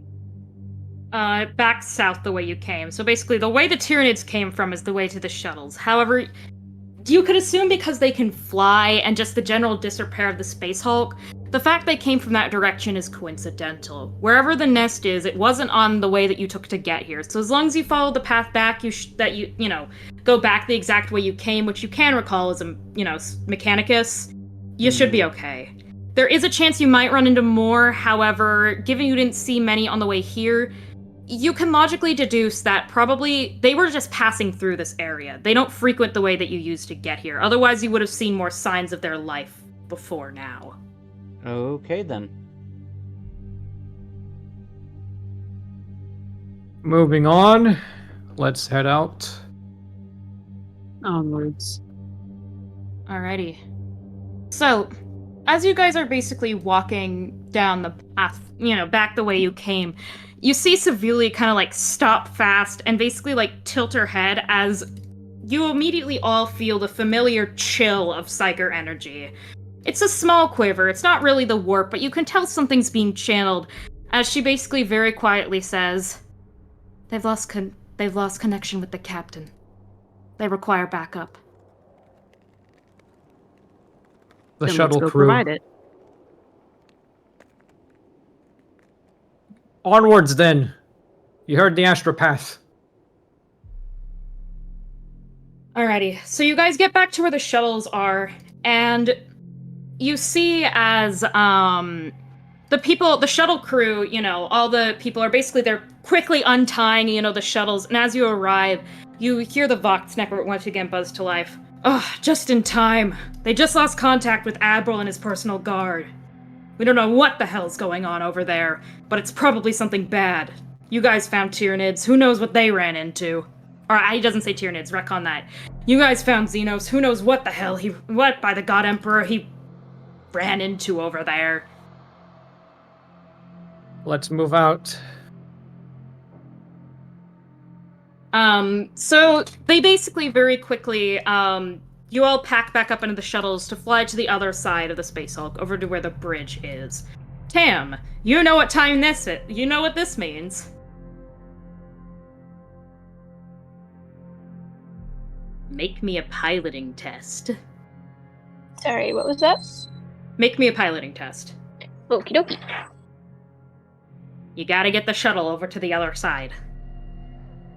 Yes, And this that I area is do. still hella unstable. That I do. Fuck. You can re-roll if I remember correctly. I can. Get missed by 10. Oh no. Okay. Better. Yeah, so you basically, once again, expertly navigate the shuttle back through the field, and you land comfortably on the other side, on the other chunk of the Space Hulk. As you touch down, you immediately hear the other Vox network from the people on the other side buzz to life, and you see that they too have an astropath with them. You're immediately hailed, and you see the head enforcer officer from, the bridge side of the Space Hulk let out a sigh of relief. Oh, thank the God Emperor you guys made it. As you've probably already heard, we lost contact with the captain and the enforcers who were with him at this point a few minutes ago. And not too long afterward, when we sent reinforcements, they're gone too. They vanished. We don't know what they found. There was apparently a lot of Xenos things in there. I'm sure that the captain knew that, thought the ship was wrecked by them the second we touched down. According to what they've reported, they didn't see any signs of life, but something made them disappear. And I'm willing to bet it isn't nothing. No, it isn't. We've encountered strange Xenos ourselves, and quite frankly, I wasn't very happy to see them either. We've managed to fight them off, but there is a very strong possibility that the Space Hulk has become a nest. Priority remains to find the captain. If I am a... let me rephrase that. If I were a gambling man, and I'm not, we cannot leave the system without the captain anyways. He probably has a control rod to the bridge on his person, an insurance policy to ensure that the vessel cannot leave without his presence aboard. You hear Sevuli basically, you see behind you Sevuli and the other astropath who, basically know about the inner workings. They have psychic, they have telepathy. You see them both kind of nod at each other as they then look back to you, Clovis, and just both nod, as if confirming exactly what you fear. There is in fact a control rod on the captain. No control rod, no engine starting. No engine starting. We're No stuck here. Yeah, no engine starting, no warp drive. And these creatures are capable of surviving in a vacuum, which means it's only a matter of time before they attempt to board our vessel. That is a fair deduction. I'm saying that out of context. Then it is simple. You there, Tao. What is your designation? Pilot, sir? Your name. Urizen. Not like typical Tao names. The captain gave it to me when I was little. He's had you since you were little then. 23 years. This is going on the list. You will pilot me and a retinue of soldiers onto the upper decks of the vessel's Space Hulk. Can you do that? Yes, sir. As for the rest of the shuttles, we need to establish a beachhead on the Space Hulk. A small unit should be able to infiltrate the nest and retrieve the captain. And, in the event of his likely death, retrieve the control rod. That is all we need to get out of here, sir.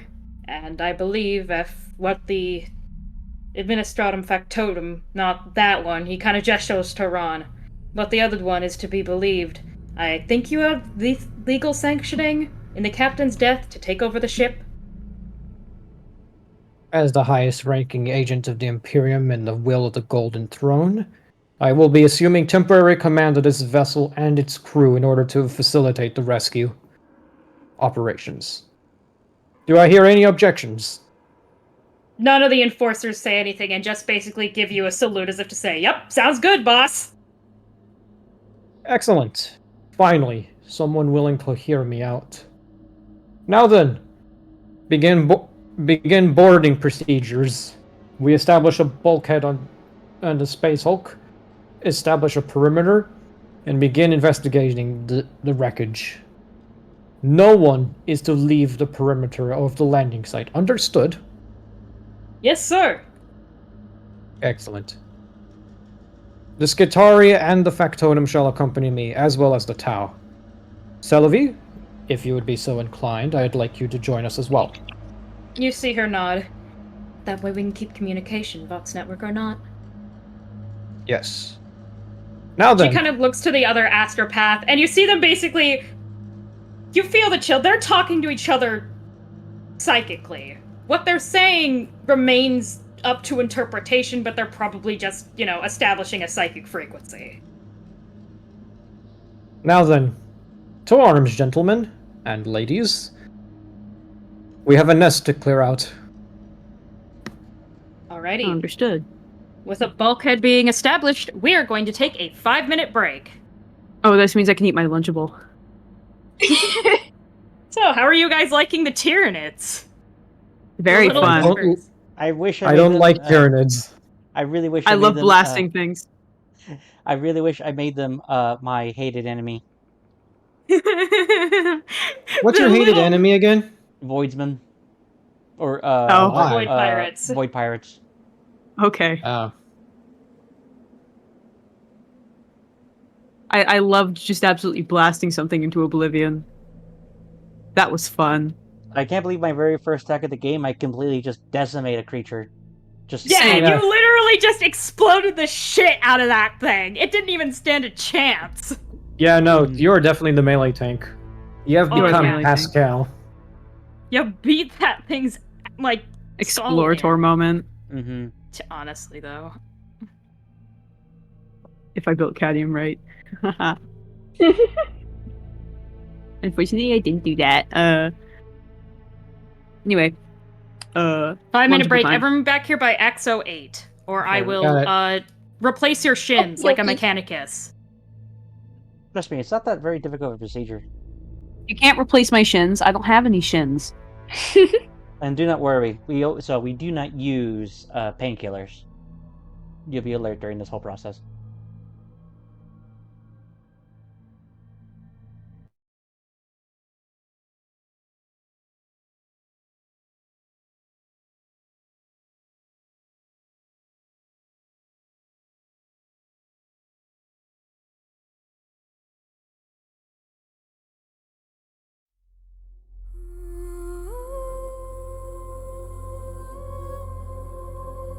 Guys, pizza or nacho lunchable? Nacho lunchable. Okay.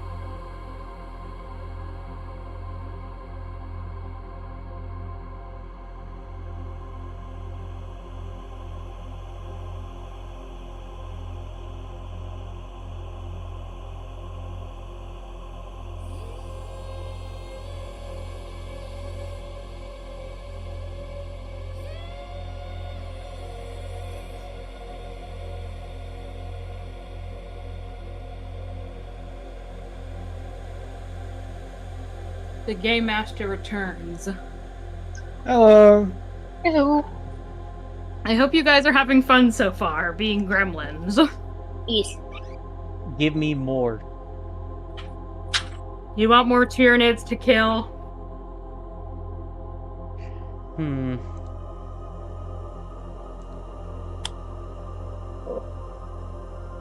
The poor lad.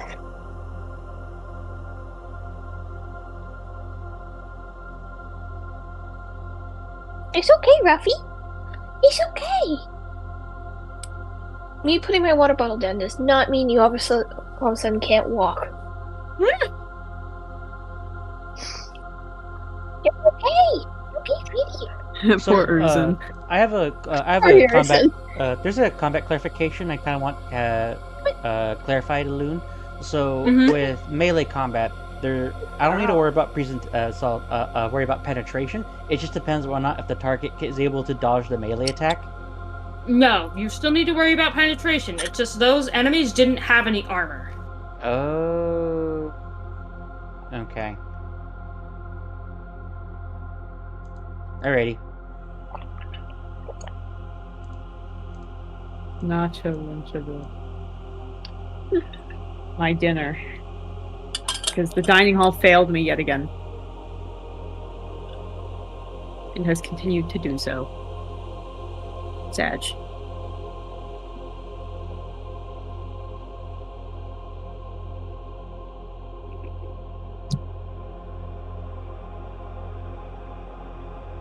Oh, also, Alun. Mm-hmm. In the time you've been gone, they basically fully started using the pack, Hoggy Woggy. except for assemblies and stuff. But theater is going on and musical stuff is going on, and I bet you already know this because you're in Kiska's advisory. But the water Yeah, we're fountain in in the there. pack is the best water fountain in the entire school Yes, it is. by a wide margin.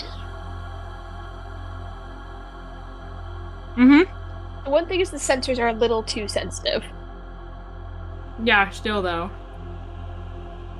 Yeah, because the water fountain has the sensor, and then the bottle thing doesn't like glass bottles. I learned that the hard way. I tried to fill up my water bottle, and it didn't like me. Just put your finger in front of the sensor. I did. That's what I ended up doing. Yeah. Okay. Roll call. Diego. I'm here. Skid. Nacho lunchable. Ham. You just had a conversation with me. William Henderson. Beep beep boop bop. Okay. Thank you for About laughing. an hour passes. We'll remove that fatigue. Mm-hmm. And you all basically fly up to a better position, a more holdable position on the upper decks. The shuttles land, they're properly secured, and makeshift barricades and heavy bolters are once again set up as a base of operations is made. The enforcers, doing what they can from the perimeter, are making sure that if you guys are chased by a swarm of Tyranids, at a moment's notice, you guys could haul ass into the shuttles and fly directly out of here if need be.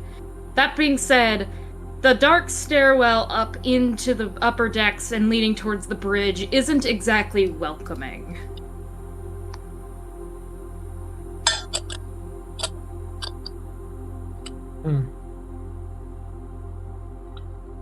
Is there anything worth noting in the landing site of the Space Hulk? Let me check my notes.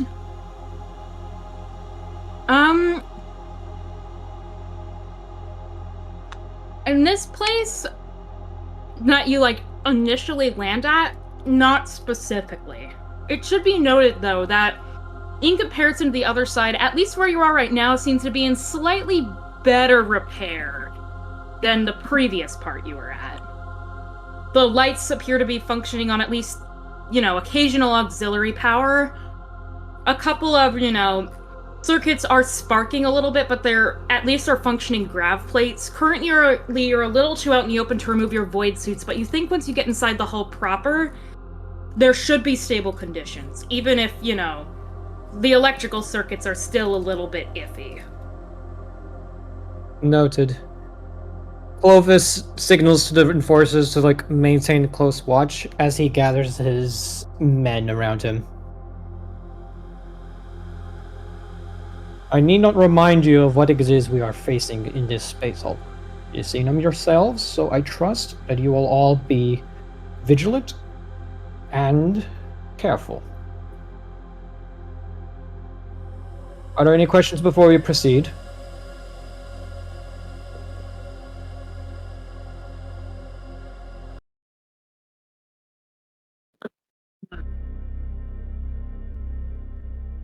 Was someone saying something?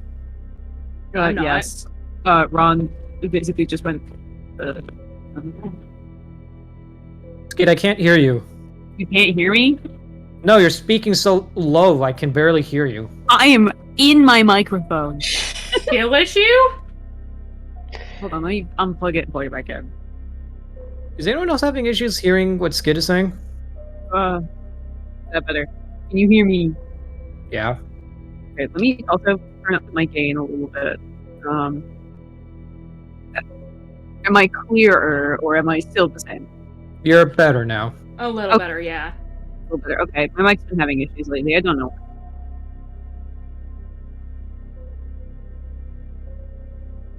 Either way, no question. Gramophone's What? dead.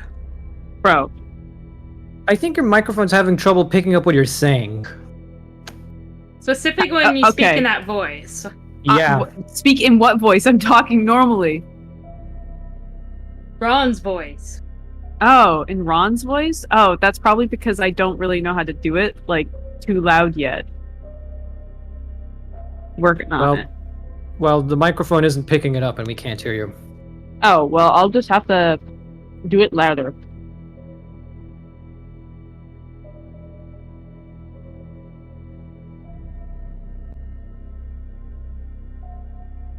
Is my mic even picking up anything I'm saying?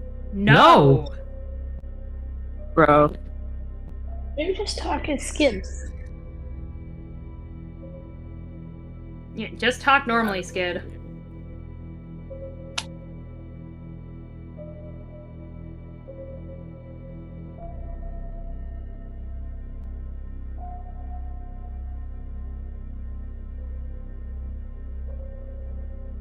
Bruh. Now I can't hear anything. Cool. Yeah, oh my god. Can you hear? Oh boy. There we go. Yup! Called it. Skid's internet's probably having a moment. Possibly. Does anyone else have any questions? Nope.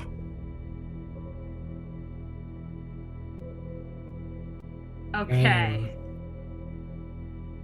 You just hear a metallic cough. There are no questions until Ron comes back, in which case there will be questions, but those can be answered later. Mm-hmm. Do you wish to proceed? Yes. Yeah. Alrighty. You walk up groaning metal stairs, the hulk fairly lifeless save for occasional sparks flying from ruined electronics or a light flickering on for a moment due to spotty auxiliary power. Ron returns and I may ask his question as you walk up the stairs. Ron had no question. He didn't have a question. He basically said, he basically went all good. I don't know what's going on with my mic. I'm talking at the same volume when I do Ron. Alrighty. You finish walking up the stairs as Ron apparently does not have any questions. No. More doesn't acidic have any fluid questions. coats the walls, and once again, most of what remains of humans are bones, devoured without discrimination. Green and black blood that you saw oozing out of the mosquito-like creatures you killed occasionally joins in the crimson, with the obvious remains of plasma and bolter fire embedded and burned into the metal. As you enter the upper quarters, you're met with dim lights and the occasional screeching alarms. The auxiliary power is definitely working up here, and due to the fact that the hull seems thicker and more intact, oxygen and grav plates are working as well. Over the Vox network, you begin to hear a constant ear-splitting whine mixed with static. Something up here is jamming radios within this powered area. Looking around, it almost seems like the place you're standing in, which used to probably be some sort of sitting area, has been shoddily repaired and cleaned, and there's no sign of either the captain or enforcers. But no sign of Tyranids either. I don't like this a bit. Can I send Murphy like a drone to just like scan the area? Yes. Call me high or low. I'm gonna call high. Okay. This will determine whether or not something bad happens. Okay, nothing bad happens. So you send Murphy out through one of the air ducts. Mm-hmm. And it eventually ends up in a corridor. And you notice as it gets further away from the room and the bridge that you're currently in, once again, signs of struggle and, deterioration are present. It seems like the only cleaned up area is the sitting room you're in and the pathways leading up and around the bridge itself. Everywhere else shows signs of struggle, Tyranid eggs lying and half-rotted corpses. Lights barely functioning, electrical fires still flickering, eating up whatever oxygen is left in certain pockets. Everything else seems in disrepair. As Murphy comes back and gives you a little beep boop.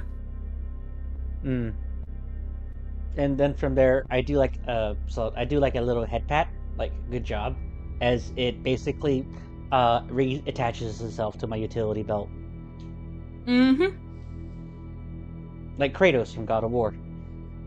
Yeah. Scans indicate That's actually kind of funny. Murphy scans indicates no immediate threats. Little signs of hull damage in these regions. Other regions show signs of struggle and destruction. Advise caution. Eye of storm. Figure of speech.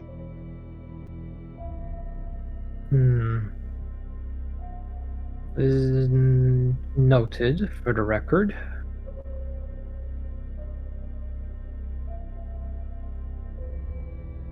What record?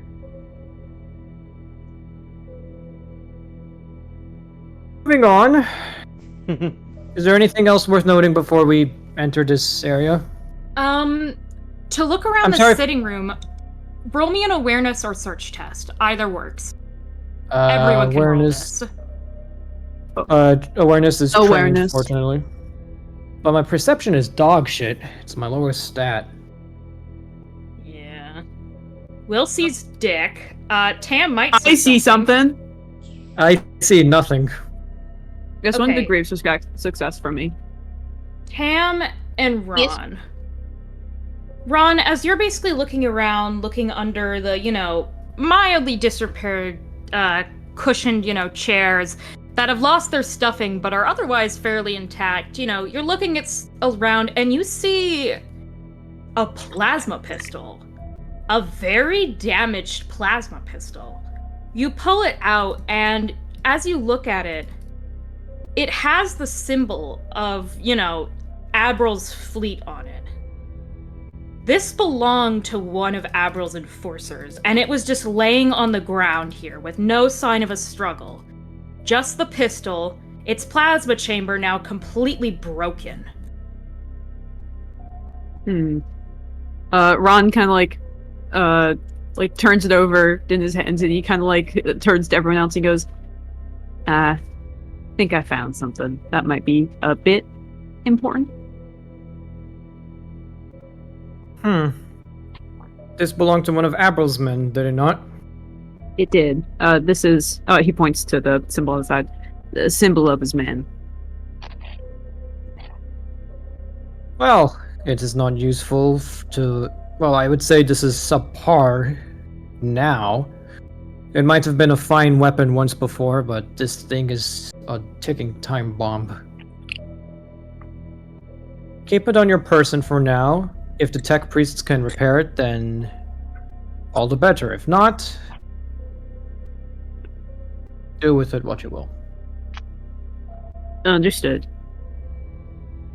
Ham, Yes. as you're looking around, you kind of, where Ron was looking underneath, the remaining furniture, you're looking at what little scuff marks remain. You think there's gotta be something you can maybe find, and as you look, you see what looks to be auto pistol bullets? ? A whole bunch of them, laying as if fired in, a full auto fire on the floor. But the weird thing is they're definitely auto pistol bullets, you think. They look like them, they're the right size, they look like they, work perfectly in an auto pistol. But the metal is completely alien to you. It's not from the Imperium.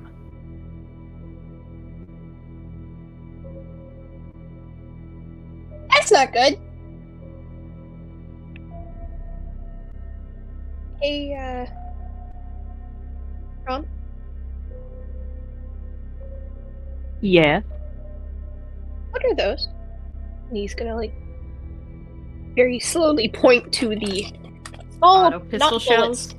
Yes. They are bullets. They're definitely bullets. They're just made out of a weird metal. Ron, you look at them? Whatever the fuck Yeah. they are.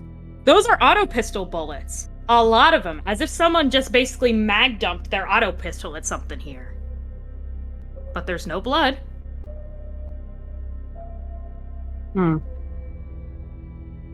That's a lot of Okay, I'm back. bullets. Welcome back, Uh, Will. Urizen found a whole bunch of auto pistol bullets, though there's no sign of any blood, corpse, etc. Basically looks like someone mag dumped auto pistol bullets made out of a strange alloy that does not seem Imperium made. Ron will uncannily bend down, and when I say bend down, I mean he bends at the hips to pick some up, to pick it up, to pick one up. It looks really weird. He reels back up, and he kind of puts it close to his visor, and he'll inspect it. He goes, I don't know what this type of metal is. Yeah, Ron, as you pick it up, you feel a strange vibe run through you. I throw it. Let me finish. Okay. Continue. It's not a Continue. bad vibe per se. It just, as you pick it up, you just kind of feel like the bullet is almost chilling with you. And then you go, wait, hold on a second. Bullets don't communicate. You kind of pass it off as just Space Hulk weirdness. Yeah, Ron doesn't throw it. Instead, he'll just he'll turn it around in his hands, and he's kind of just going, all right.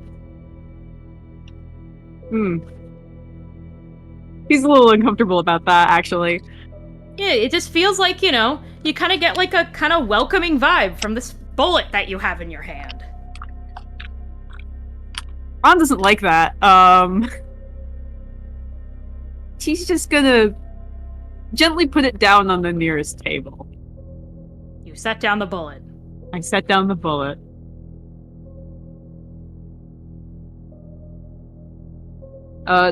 Though Ron will turn to Gradius and he's kind of go, Skitari, do you know what this type of metal is? A loon, would I? You look at it, it's a Xenos alloy, you think?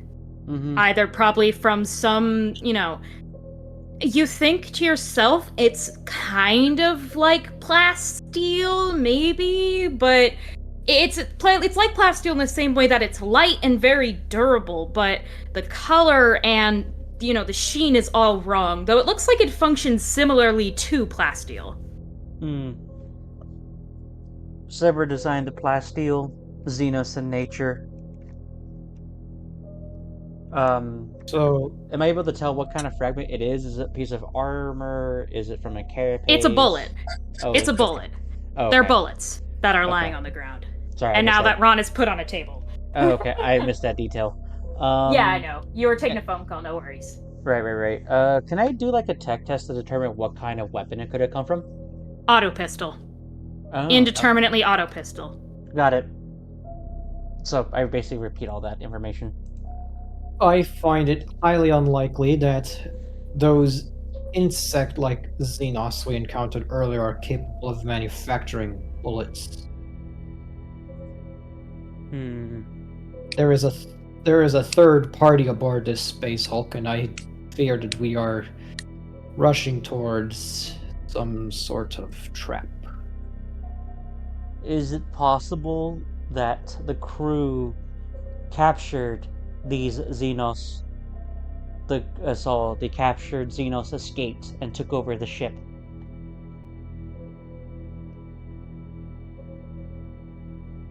It is a possibility we cannot entirely rule out. Whatever the case, we must press forward in order to find the captain and verify the truth to ourselves.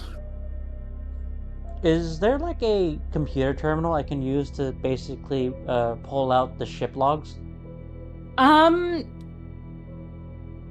it high or low. I'm gonna call low this time. Okay. Let me roll in Dice Gober. I play a lot of sci-fi games, so this is the shit. Yes, actually. You Mm-hmm. had Murphy go and survey the area, and in an adjacent room, you remember seeing, a computer terminal. You could probably plug your data slate in and extract the ship's records if you're given a couple minutes. I will do that then.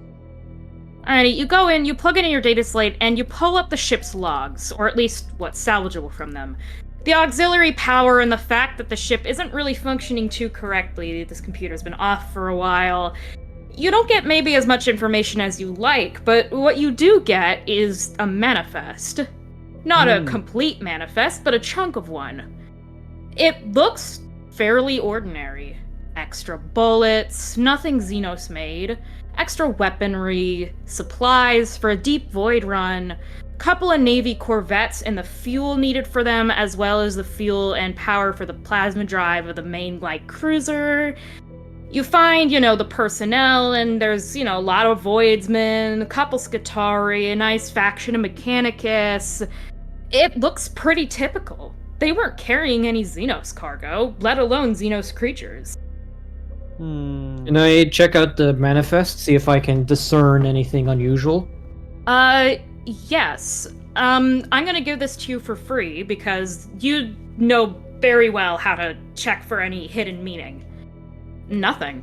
This is an honest Administratum manifest. They weren't smuggling anything, and given that the ship came directly from Holy Terra, they would have had to been some masterclass smugglers to be able to get something. The only thing that you notice is because the newly ordained rogue trader was from the Officio Assassinorum, she did have a very, very expensive needle rifle on her. But that's the only thing that really catches your eye. Excuse me, sorry.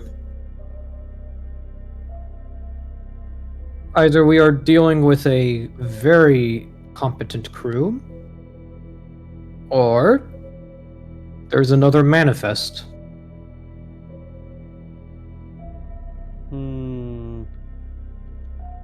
A common trick, one to show to Imperial Customs to ensure that transit of the hidden cargo is kept efficient, and a secondary manifest to keep track of unsavory goods being smuggled in and out of the systems. Gradius, if you'd like to search for a hidden manifest now, with Clovis pointing out there could be one, please roll me tech use. Alrighty.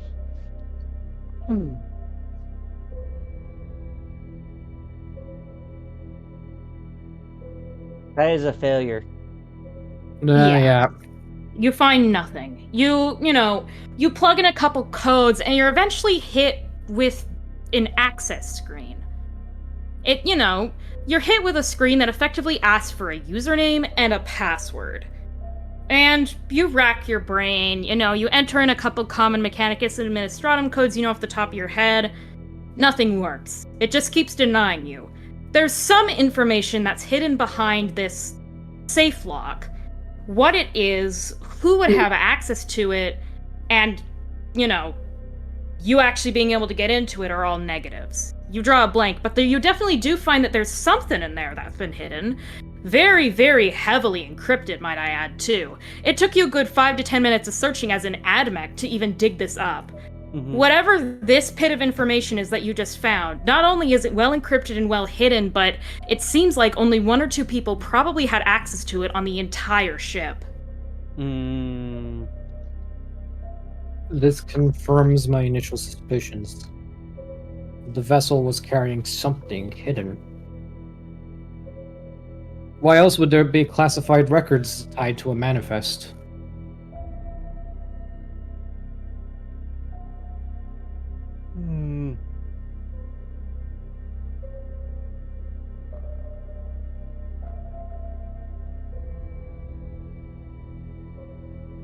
So, now, Grass is going to turn toward, to Clovis. He goes, access records unattainable.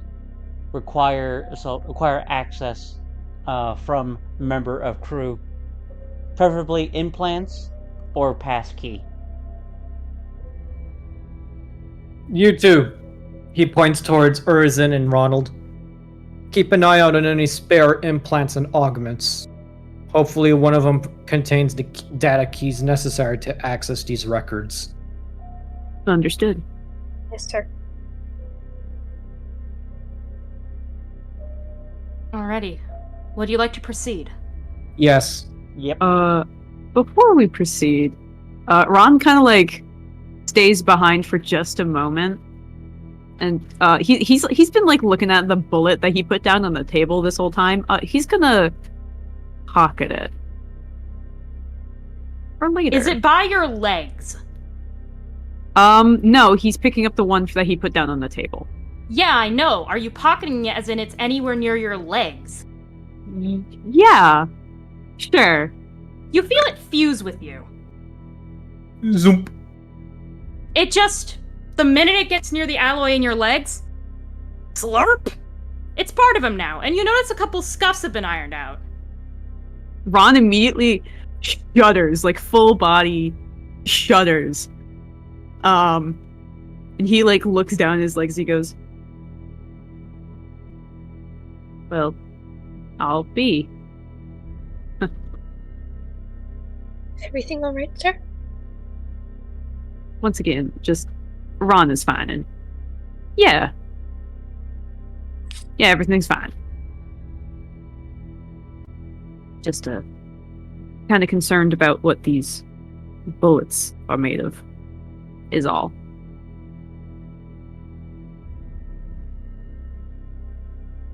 Is that a deception test? Yes. Oh boy, deception test. Roll me deceive, Skid. Okay. What is my deceive? Where is my deceive? There's my deceive. Deceive is fellowship. I have that trade.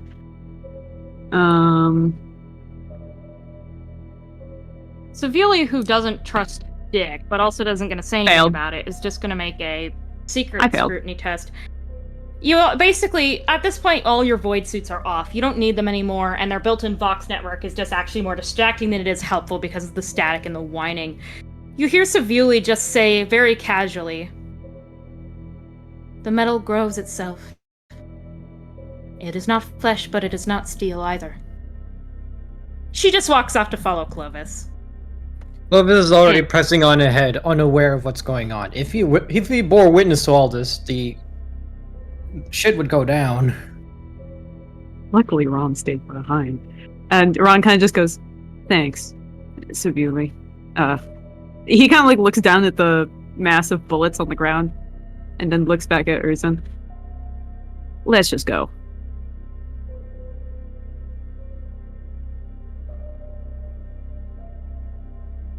I'm assuming you now proceed? Did you Yeah. not hear me? No, we heard you. No, we Okay. heard you. Okay. That's why I say, nothing do was you said now afterwards. proceed? Yes, Yes. let's proceed. Yes. Okay. Eventually, winding through metal hallways and, cramped corridors of any bridge, you'll find yourself at the doors to the command bridge, and you sense something off. It's too clean. The air feels too pure. This is a space hulk. It's been abandoned for, you've heard records of 6 to 8 months.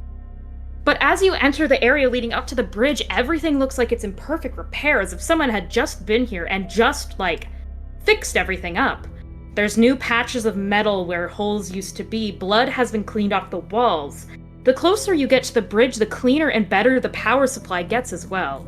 Lights are no longer flickering, alarms are no longer randomly blaring. Everything seems to be functioning like it would on a normal ship. You get to the doors to the bridge, and you notice they're closed. Qatari, Yes. open the doors. And then from there, Gradius. I keep wanting to say Grant on accident. Gradius is going to walk up and he cracks his mechanical knuckles, and then from there he's going to pry it open down the middle. Okay. Roll me strength.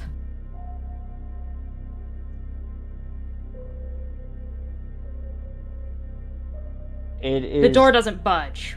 Hmm. Everyone roll me awareness. Okie Oh dokie. boy.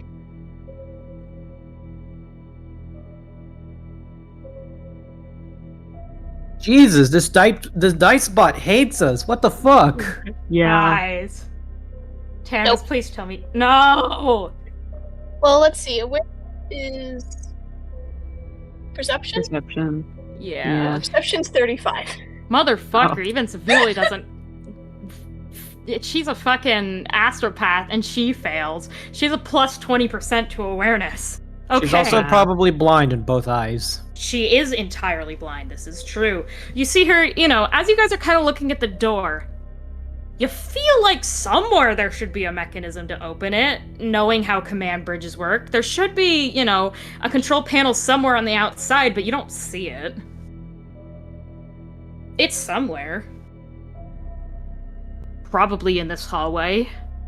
You didn't notice it as you were walking down, but Gradius especially, you know how a ship functions. There's gotta be a panel somewhere. Unless it was removed. Or sealed shut. Am I allowed to make a suggestion, Clovis? Proceed. I open up and I reach into my utility belt and I pull up a hull grenade. Oh, okay. A what? A grenade. A bomb. He pulls out a bomb. Got it. It's gonna be a crack grenade. Punch holes in armored targets such as vehicles or bunkers. I will let you have one for this specific instance. Normally ask me before you have anything more than just regular grenades. Oh, I just assumed we had just access to 3 grenades. I'll specify for the future. Yeah, anything that's rare or above, you need to ask me about, but Oh, I didn't know cracks were rare. they are. We can demote it to a regular frag grenade if you want. Yeah, they'd probably be, but you probably have, a belt with like 3 to 4 regular frags. Alrighty, I'll think in that case I will specify I'll have a frag and 2 blinding grenades. Okay. Cool. I pull up a frag grenade and I go, it should loosen the structure and make it easier for me to try it again. Everyone, back, please. Let the Skatari do his work. There's no test needed here. This is an enclosed hallway. Roll me damage. Alrighty, cool. And I'm gonna say, "Oh, I must cook." As I pull the pin, I shove it in there. Alrighty. You yeet the grenade right, so the blast will explode right next to the bridge door. Roll damage. 2d10. Alright. 2d10. You got it, boss. The ship does not have a toughness bonus. It does have a little bit of armor. 11 damage as I make it to the corner in time before it detonates. Boom! A massive explosion reverberates through the metal hall. You peek around the corner. The door isn't blasted open, but it's dented pretty good. And then from there, I immediately walk over and I begin to try to pry it open again. Roll strength plus 30. Okay. That should do it. Strength 45. Yeah, you succeed with flying colors. You take this time, you basically dig your metal fingers into some of the dents and you rip the doors open. There is a second pair of doors, as with most heavily armored command bridges, which now that you're close, you figure that's what this is, but the second one is unlocked. You can just open it with the button that's on the side of the hallway. Mm-hmm. And then from there, I just go up and I go, boop. Okay, everyone please go to slide 5 and place your tokens in the box. And resize them appropriately. There is a grid on this map.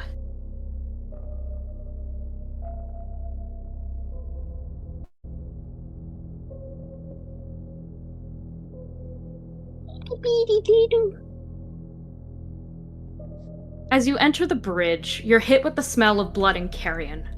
Standing over efficiently murdered enforcers and Admiral's personal guard are 4 unblinking, expressionless humanoids. Much of their skin appears to be covered in metal, and at first glance they could almost be mistaken for rogue mechanicus. Almost. Their implants are less so attached and woven into the flesh using careful circuitry, and more so just being real limbs encased into a metal shell. One of the 4 holds a now almost lifeless Captain Admiral by his throat, the inhuman strength of its metal hand crushing his windpipe. It tilts its head in an unnatural angle and crushes his throat in its grip before tossing his corpse atop the pile. They turn to each other, and they begin to speak in monotone and raspy High Gothic. Life signs eliminated. No more humanities aboard the bridge. Affirmative. Secure the data vault so that we may bring it back to the Lord. You see one of them use an Auspex scanner, scanning the bridge. Data vault is missing. Rescanning. Data vault may not be missing. Unacceptable. Find data vault. One of the half-metal humans once again scans, before making the equivalent of a Windows error noise. Data vault is missing. Data vault may not be missing. Unacceptable. Find data vault. The pattern seems to continue endlessly, and the humanoid automatons currently completely oblivious to your presence at the doorway. I'm going to post a reference for what these things look like. Cool. We're missing a guy on the slides. There's 4 of them. Oh yeah, you are missing a guy. I don't know who's missing on the slides. Will, put your token down. Sorry, I'm currently responding to an email from a coworker. Oh, sorry. It's not your fault. Yeah, don't worry. Let me put these in enemies. By the way, Tyranid is with 1 N, boss. Oh, I can't spell. You mean R? No, Tyranids are just with 1 N and 1 R. Yeah, there is 1 N, but there were 2 R's. Yeah. There we go. Cyborgs? Ooh, they got power claws and integrated weapons. Yes. They do not look very friendly. Ooh, excuse me. Instead of what was it? Can I prepare to do a run action for 6 tiles? Can I hide? Can you hide? Roll me concealment. I can do that. Me when silly cloak go bear. Can I also hide, even though it's not basic or trained, but I have a high agility? Nope. Oh, I just barely fail. Oh, You basically 320. try and skulk into the shadows, but you're not really obscured. It seems they're more so investigating where they currently are. They're not really looking at you guys, but you think if you get too much closer, because they're currently all sweeping with aspects, if you get too much closer, they'll probably pick you up. You hear again the monotonous droning of data vault missing, rescanning. Clovis side eyes his companions and clears his throat loud enough for them to hear. You see all 4 of them, basically in unison, turn, face you, and stare dead set. Humanities detected. Humanities detected. State your purpose, or we will begin elimination protocol. Clovis just looks at them, looks at the corpse of Abril. I wouldn't suppose that you led him here. Negative. He did not have a valid reason to be aboard this craft. Therefore, he suffered elimination protocol. A loon. Noted. Yes? Most machines kind of have like a code phrase to immediately depower or reset. Can I do like a admech? I know this is going to be a long shot. Can I get them like a shutdown protocol or command? You recall basically every Mechanicus code word you know in Technolingua, and you basically start saying all of them, quietly. They pick up on them, though they don't understand them, and they just continue to stare. These are not of Mechanicus make. Okay. State your business, or we will begin extermination protocol. I'm afraid you have it the other way around, unidentified Xenos. I am Clovis H. Llewellyn Smythe of the Ordo Xenos of the Imperium of Man. I have you dead to rights for the murder and extermination of several of agents of the Golden Throne of mankind. What is your purpose aboard this vessel? Authority not recognized.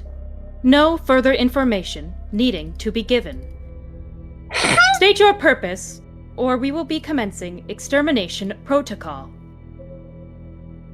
Your authority is not recognized, foul Xenos. And the only extermination protocols are coming from the barrel of my lasgun. I raise and open fire at the closest one. As soon as he Hostility shoots- detected. as soon as he Starting shoots- extermination protocol. You see them all raise their arms with mounted autoguns on top of them. Everyone roll for initiative. Okay. Can I sprint while he shoots? Yes, everyone may 1, have 2, their 3, full movement to 4. position, though no one can take any shots as combat breaks out. Sounds great. And let me remove the box. 5 and then That's a D100. Hold on, I'm stupid. Yeah, that's... Hold on, where's Sorry. Savioli? I need to grab her, too. 14 from Ron. Before I forget, am I allowed to move there, Loon? Yes, that's fine. I am gonna roll them all separately because some of them do have different bonuses. So first of all, Fun. let me pull them up. Cause they're weird. Okay, cool.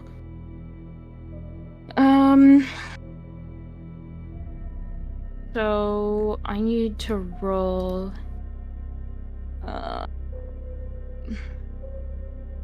Okay. Looks like it's going to be so far. I'm keeping track of the initiative right now. Give me a second. Put 3 of them at 4, Okay. and 1 of them at 8.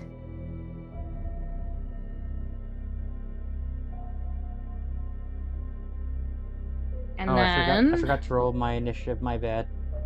Savuli has an agility bonus of... Oh, no, right, she's her perception. She has bonus +5.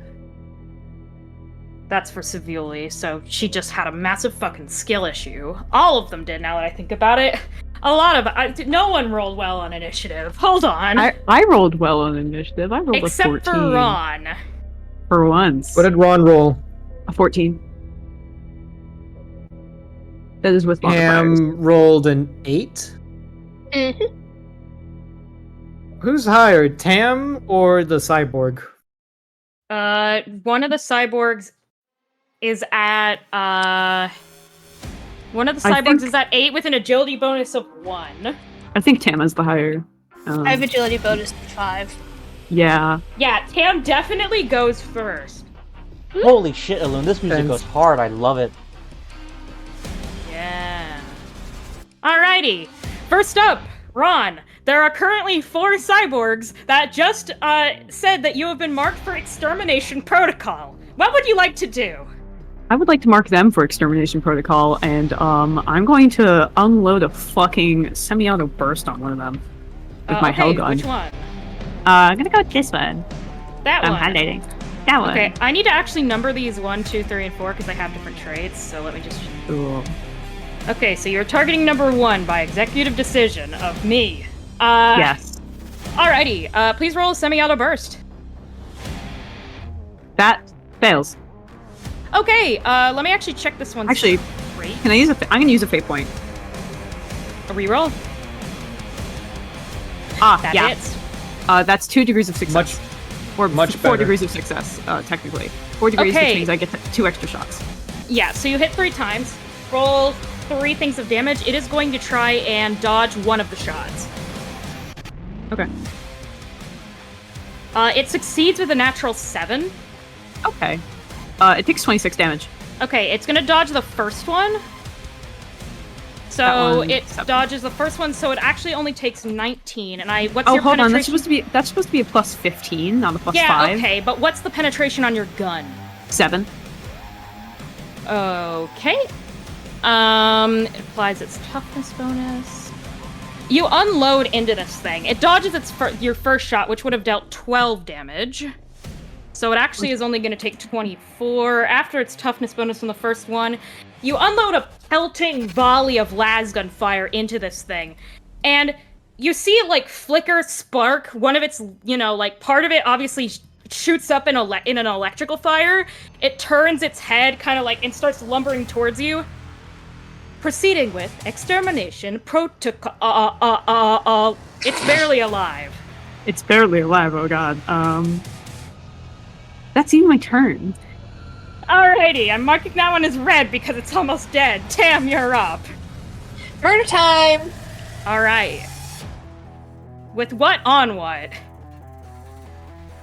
With a Best Craftsman hand cannon at a bitch. Which bitch? This bitch, the 4. Number 4. Okay, you are shooting at number 4. Please roll to hit. Make me And if I ballistic do skill a test. semi-auto thingy majigger, it makes it better, right? You get a plus 10 to BS and an additional hit for every 2 degrees of success. Yeah. And I can roll... Do I roll 2 D100s or just 1? 1. Okie dokie. If it would load. You miss entirely. I Alright. missed entirely. So you take out your hand cannon and you basically line up your shots and bonk, bonk. You fire off 2 shots. One basically clinks off its metal arm and the other one embeds itself in the metal behind it. I don't get to do that again, do I? Nope, that's a full action. Cool, I'm done. Alrighty. The cyborg with a rating of 8. That is... Let me check which one has the trait that makes its agility completely shit. I need to check my notes. That is number 3. So that's this one. So number 3, basically, it saw Ron completely fucking, shoot the shit out of its friend. And these aren't necessarily intelligent creatures, but you see it look at you, Ron. Threat level increased. Shooting target. Fuck. Let me check what this thing has.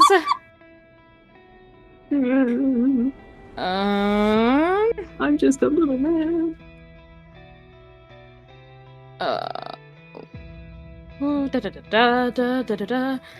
It is going to fire a full auto burst at you. Okay, I want to dodge. You can Okay. dodge up to 1 hit if it Okay. hits you in the first place. If it hits in the first place. You are within. Let me check its range. 1, 2, 3. You're in standard range. No bonuses for that. It hits Oh, you God. 6 times. Okay. Oh shit! Please roll Oh, to dodge a God. single hit. I dodge. You dodge 1 hit. I dodge 1 hit. This gun has a penetration of, I think, 0. Yes, this gun has a penetration of 0, so your armor rating will be applied in full to every single hit. Okay, I have an That being armor of said- 3, and I have a toughness of also 3. So you'll subtract 3, and then it's hitting you 5 times, so we'll subtract 18 total damage from whatever I roll. Okay. It does 23 damage in total, as it pelts you with auto gun bullets. Or auto pistol bullets in this case. So you basically watch as it basically holds out its arm and basically basically fires off an entire volley straight into you, a couple hitting your arms, legs, just pelting you with bullets. Thankfully, you feel your xenomesh harden under your clothes, and though your clothing is tattered, and you have a couple, and you have like 1 good bullet wound in one of your arms, you only take 5 damage. Oh, okay, that's half my health. Oh no! That's fine. That's great. That's half my health. That's the end of its turn. Clovis, Ow. you're up. Semi-auto burst on number 2. Number 2. Alrighty. Roll to hit.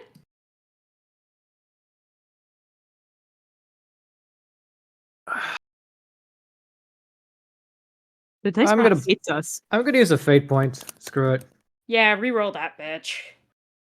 That's a That's lot much better. better. Mm-hmm. Yeah, I have a ballistic score of because it's a semi-auto burst, it's a plus 10, so that's 53. What's the rate of fire in your gun? Let's see. This is the regular las gun, so rate of fire is S3.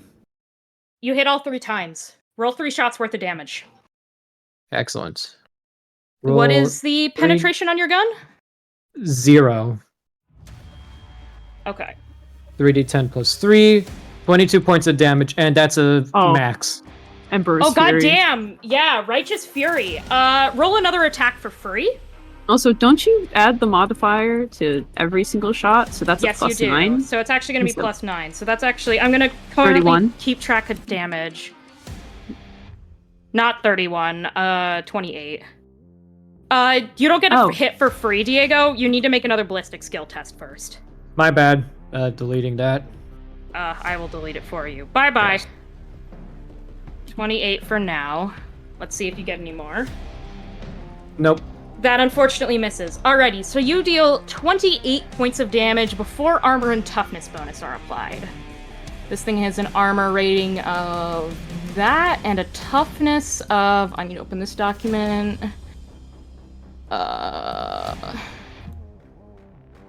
Sorry, I need to pull this up.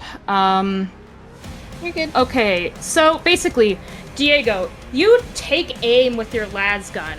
Pew, pew, pew, pew, pew, pew, pew, pew, pew. You know, you basically fire the shit. You know, you fire 4 shots in total.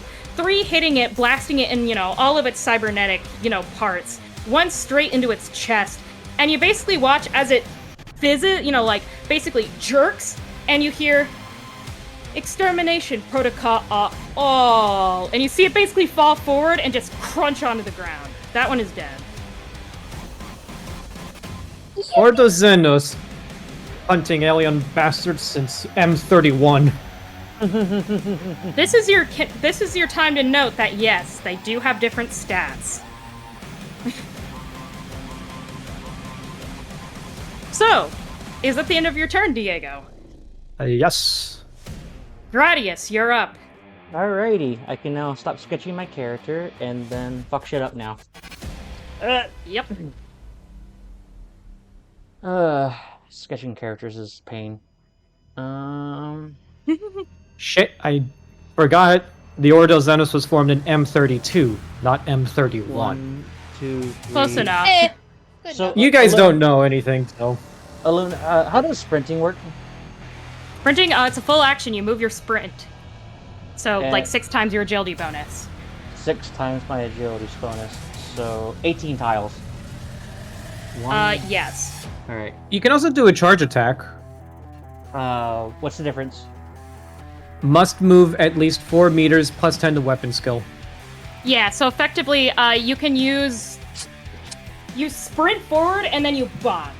Alrighty. So, sprint forward to one of them, and then bonk. 1, 2, 3, 4, 5, 6, 7, 8, 9, 10, 11, 12, 13, 14, 15, 16, 17. Yes, I can make it! 17. Alrighty. You take out your power axe. You have a plus 10 to weapon skill. Beat the shit out of this bitch. Alrighty, I'm going to use my my Logis, and so Tech I'm going to use? get my tech use. So do 100. I succeed. You succeed. You have a plus 25 to this attack. Roll to Yep. hit.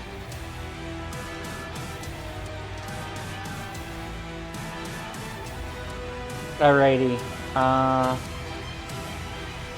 43 It is- plus 25, 68. You hit. Mm-hmm. Just straight up. Beat the shit Mhm. out of it. Alrighty. D10 plus 11. 17 points of damage. What's the penetration on your weapon? The penetration is pen 6 assault. Penetration 6. Okay, and this is number 4. Let me check number 4. Oh, fuck. Okay, so you basically take your power axe, you bring it up, and you cleave into it, and you sever off the cybernetic arm that has the auto pistol mounted into it. It Mhm. still has the one with its sword, which you don't know what its sword is. It's kind of still half inside of its arm. But you cut off the arm with the pistol clean through as you hear, like, sparks fly out, and it lets out, like, a extremely distorted, like, noise of what sounds like if cyborgs could be angry, anger. Mm. As you basically hear retaliation necessary. And the sprint is a half action or a full action? Full action. That's your entire turn, dude. Alrighty then. To charge. Come at me, bro. Savuli. Alrighty. She, Hey, Savuli, my girl. What do you have access to? Oh, right. Okay. So you see Savuli basically turn her head at, the first one, the one that Ron, like, volleyed the shit out of. And, Ron, you feel a horrible chill go up your spine as you basically just Awesome. hear her start chanting in what you understand is some form of High Gothic. She's going to attempt to puppet this thing's body like a rag doll. Huggers. Yes. Ah, right, drugs. One drug. Drug. You done with this? Mm-hmm. I would hope so, since it's on the phone.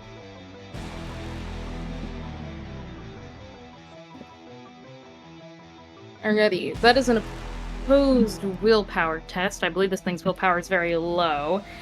Yeah, it's 18. Okay.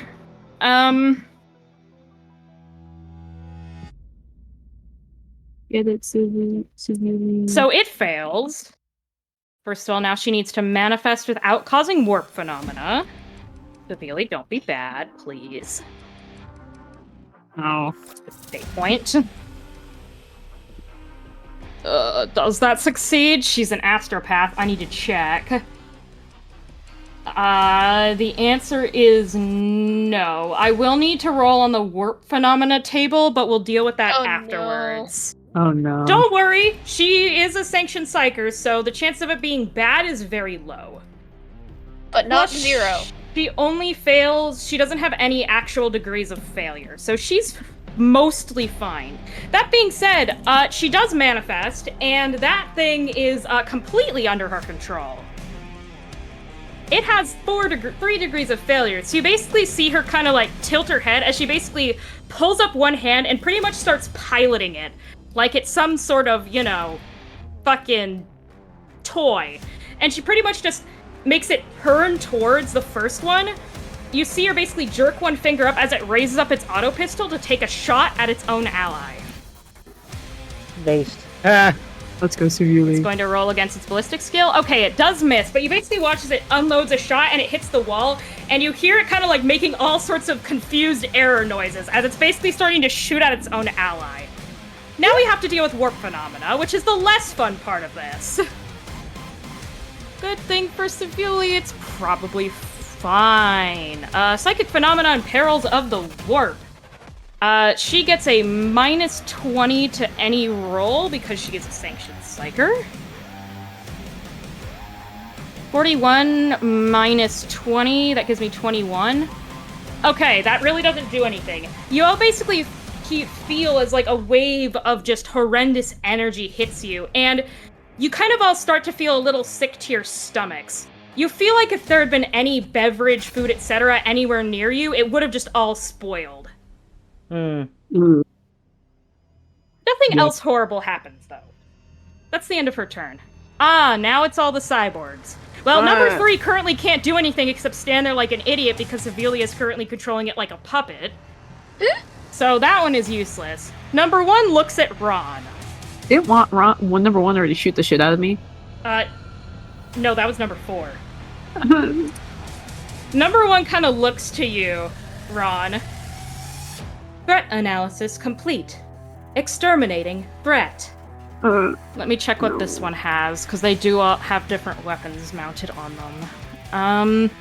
Please don't hurt me, I'm just a little guy. I can't dodge again. I already used my reaction. Yes, you did. Okay.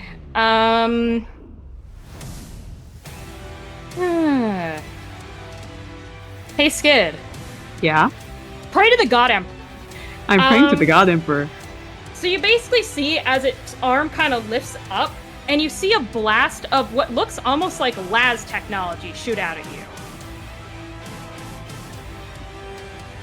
Not D200, D100. First shot misses. That does not. I don't think. Does it hit? Maybe. Keyword maybe. I don't think it actually does.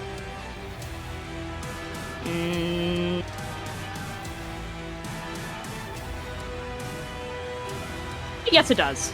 Because it gets the advantage of short range. However, this has the stats of a las gun. Okay. It has 0 penetration and does 1d10 plus 3 energy damage. Okay, I have once again, a 3 armor and 3 toughness bonus. Your toughness bonus has already been used this round. Cool. It does 6 damage. Reduced by 3, it does 3 energy damage. I'm still alive. You basically watch as it lifts up its arm. The first shot you manage to just barely duck under, and the second shot nails you directly in the chest as you feel like a burning sensation spread. Your armor blocks some of it, but you can tell you've got some burns under there. I'm at 2. Is that the end of your turn, Skid? That wasn't my turn. Oh, no, that was the cyborg's turn. Okay, well, one of the cyborgs is fucking dead, and the other one's being puppeted by Sevilla, so yeah, they're done. Ron, you're up! I'm gonna shoot at 1, just normally. Okay, roll to hit. Ow. They don't like you, Skid. They don't like me. That fails. I'm going to shoot at 1. Does miss. Again. Okay. That's 1 point off. God damn it. What's the range on your hell gun? What's the range on my hell gun? Let's see.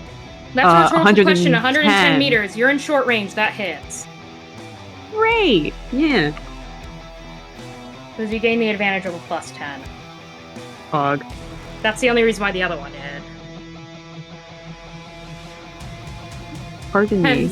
Pen 7, correct? Pen 7, yes. 13 damage. You blast its head clean off. As you basically hear, extermination protocol almost fit, boom! It's dead. It's, the rest of its head flies, smacks with, a clank of metal into the back wall as its body falls backwards. Ron is not feeling too great, but he kind of gives himself like a little fist pump. That's the end of his turn. Okay. Next up is I believe Tam. Yes. You're up. Shooting time. Fuck him up. There's only one left. You are shooting into melee currently. Oh no, there's 2 left. If you're shooting number 3, you're not shooting into melee. I'm shooting number 3. Great, you're not shooting into melee. Roll to hit. Hi, small dog.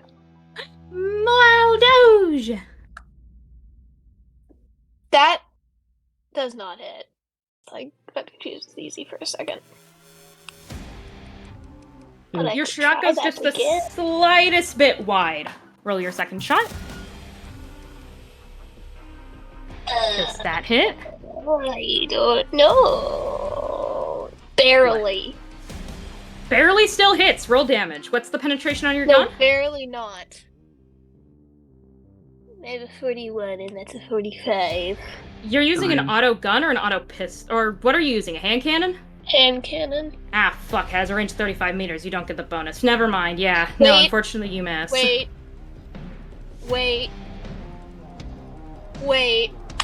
What? Plus 10 to hit. For what? Best It's a craftsmanship. You Best hit. craftsmanship. That's only for melee. Oh, that's only for melee. Yeah. Hold on. No. Nuh-uh. That's only for melee. I thought it was for all things. No, Nope. it's for melee. It means that your gun can't jam. Yeah. Which means that if you and crit fail, another it straight thing. up dismisses. Yeah, it also gives you the accurate quality, I believe. But, that being said, Tam, yeah, They no. can't be jammed or overheat. Yeah, Tam, no. You still miss. Okay. Your 2 shots basically pew pew. One plinks off, its leg armor. The other one again into the wall, and you kind of like smack the side of your hand cannon. Like, God damn it! Alrighty. If I remember I can't hit correctly, anything. cyborg number 3 is the one who goes at 8. Yes, it is. Hold on. So cyborg Ethan, number 3. when you have a best weapon, is it reliable or is it? Yeah, it does. accurate? Yeah, best craftsmanship weapons gain the reliable trait, and if not, they And they can lose never the unreliable trait. No, that's good craftsmanship. Best craftsmanship weapons can never jam or overheat. Period. But best craftsmanship ranged weapons drop the unreliable trait if they have it. Yes, They, that is they also don't true. they don't get reliable. They just drop the unreliable. Yeah, they drop the unreliable and can never jam. Yeah, they don't. Otherwise, they just get reliable. And they can never jam at best Yeah, craftsmanship. I'm looking at best. They can't jam or overheat. Yep. Yeah, straight It up, would just- never. Yeah, straight up never. That's what, And that's what I'm unreliable looking at does. it. Anyway, this is a pointless argument because I've already settled it. That being said, number 3 is currently being puppeted by Savuli. Yay!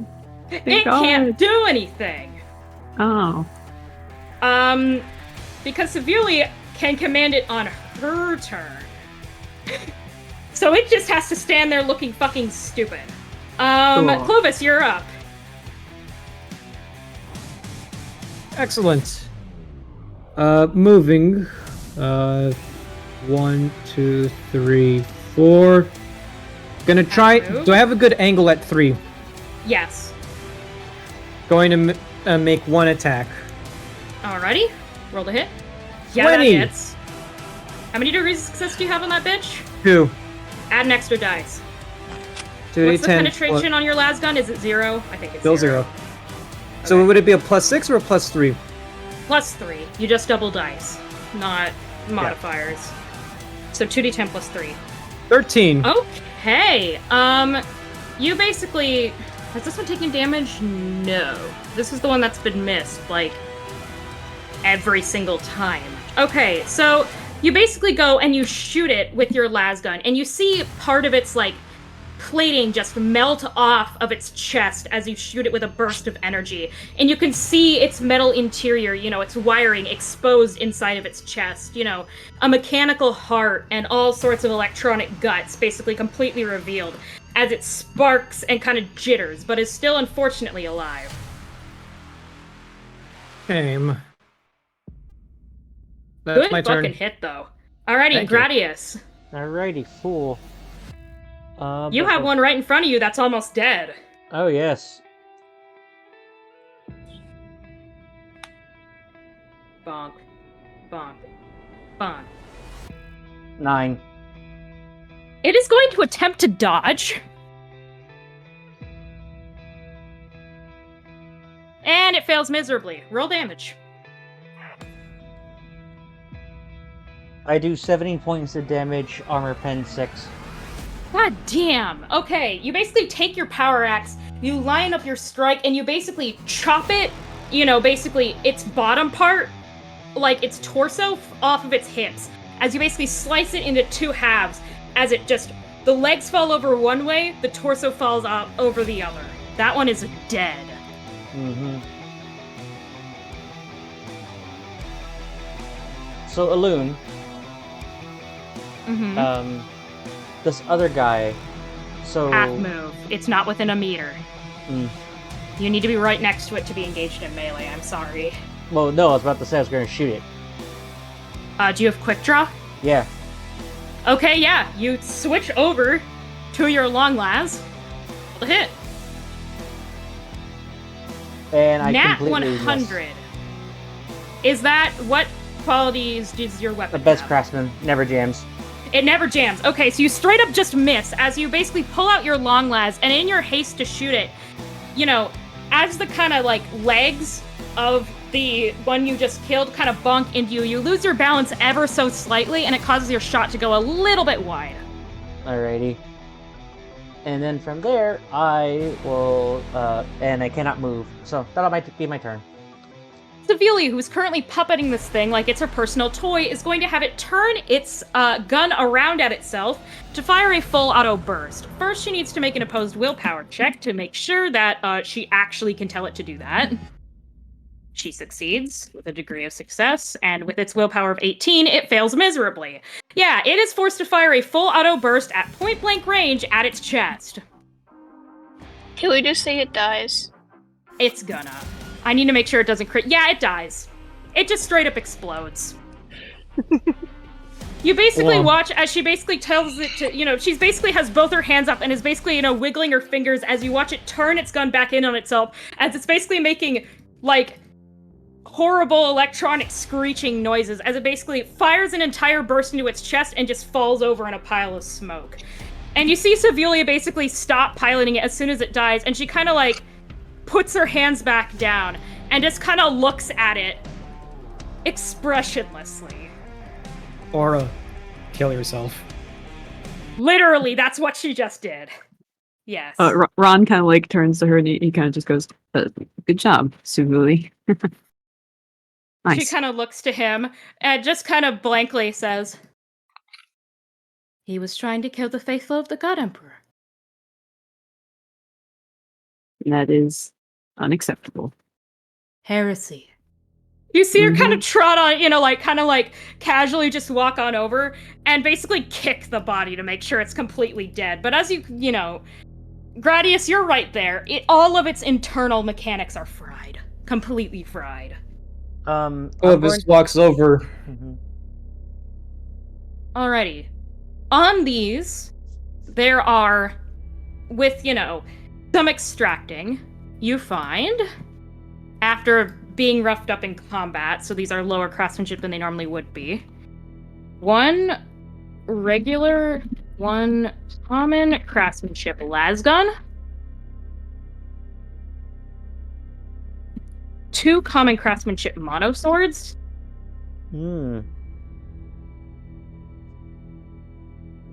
1 best craftsmanship monosword,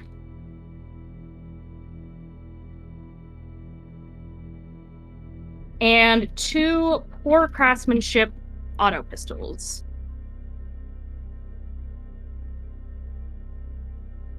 That is what you find. It's in game general. That's off the bodies of these. You basically pry the weapons out of their arms, and you notice that, a lot of their weapons are a bit scuffed, but Gradius, remember how I told you the one that you were next to never, extended its weapon? Yeah.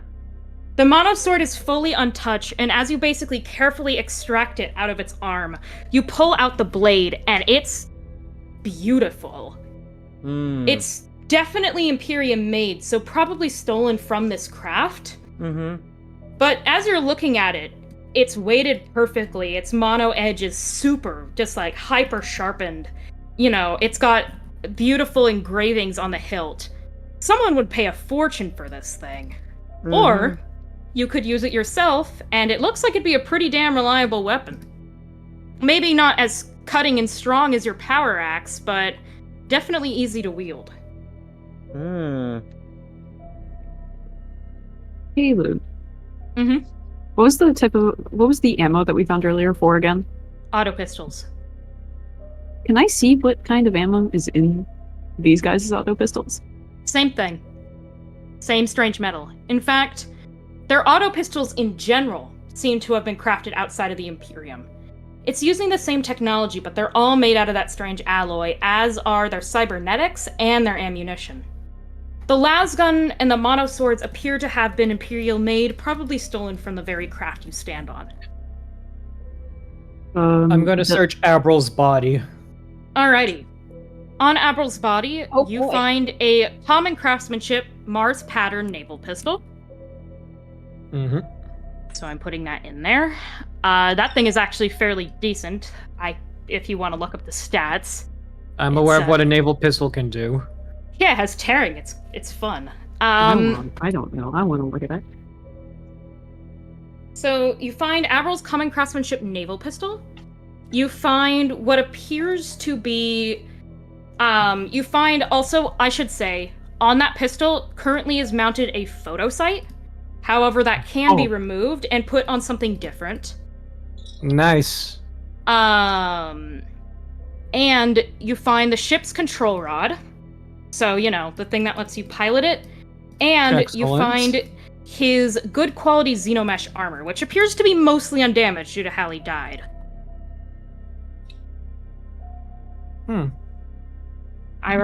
Let me check to make sure that it's actually genuinely just xenomesh and not like a cloak or something. I believe it's just straight up xenomesh armor. Good quality xenomesh, yes. I'm wearing, I'm fairly certain I'm wearing, best quality guard flak armor. Yeah, which is way better. Yeah. Although I think I'll be pocketing the pistol. And I will be radioing in towards the guys we left at the ship. Box is jammed currently. Right. Completely jammed, but severely kind of looks to you. Should I?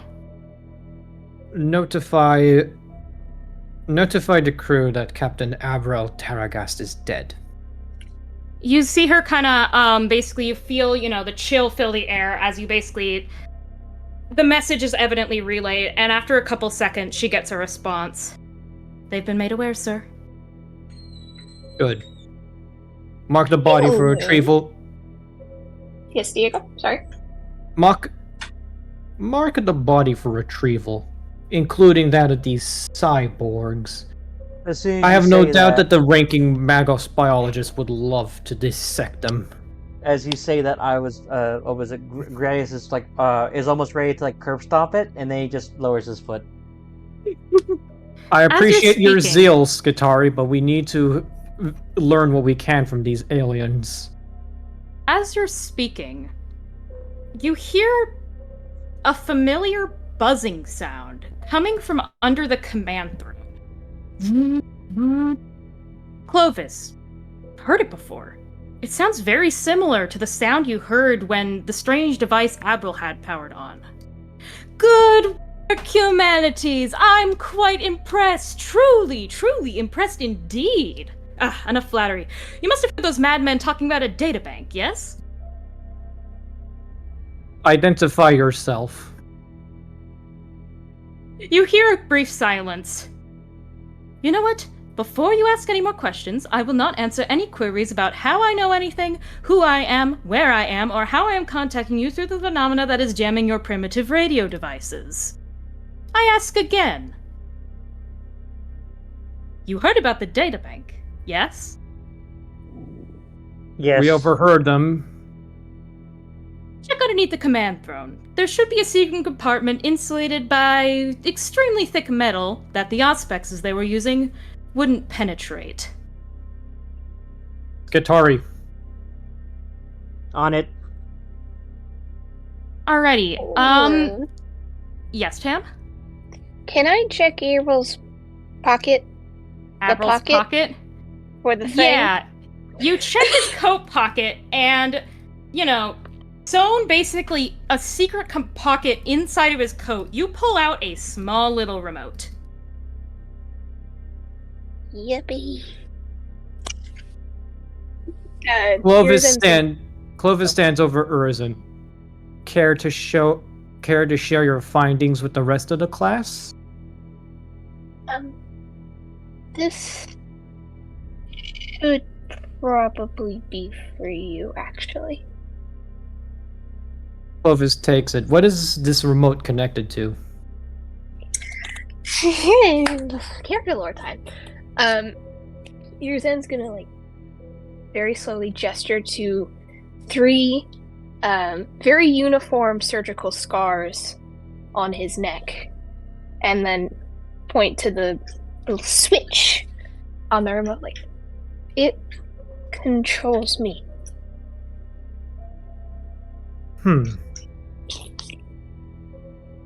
He looks down at the remote. He quietly sets it on a nearby surface. I have other means of controlling your kind, Tau. I am not Terragast. I suspect that I need not control you through fear, when I can motivate you through something much more practical.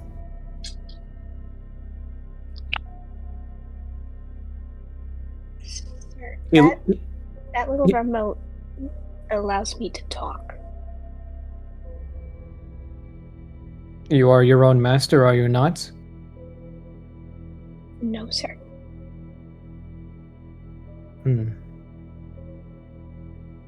Then this shall be for the greater good. Clovis pockets the remote and turns to Urizen and says, I shall see about removing the bomb implants when we return to the ship. Excuse me?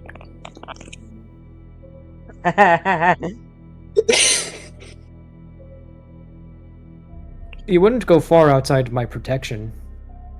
Why would I rely on bombs to keep you in line? Out of context, it's not bombs, it's a shock It's collar, not a but bomb. same difference. It's a shock collar and a mechanical, Voice box. Vocal Basically, point it's system literally thing. Avril, when he didn't want to hear Urizen talk, could literally press a mute button. Mhm. and Either use way- that as a form of control. Either way, Clovis is going to get rid of the implants. Although he might keep the voice box in there. That would probably be smart. Alrighty, while this is going on, Gradius, roll me Yes. tech use to locate and then open up the compartment in the bottom of the command throne. Okay. My intelligence is a 53 plus 20, so 73. Okay. You succeed. All right. So, with a little bit of finagling, inspecting the base, you eventually find the compartment, and using your multi-tool, you click it open, and inside the compartment, the second you open it, you feel an almost uncomfortable pressure immediately build up on the back of your skull. Reaching into the nook, you pull out 2 items. A small databank that could easily be plugged into any Imperium-made data slate, and a strange ancient metal plaque with green runic engravings in what appears to be an archaic version of High Gothic.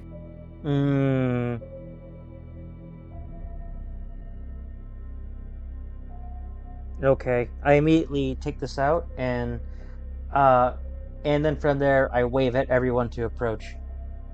And I approach like a. Is there like a table nearby I could use to Yeah, pour it out? yeah. So I do that.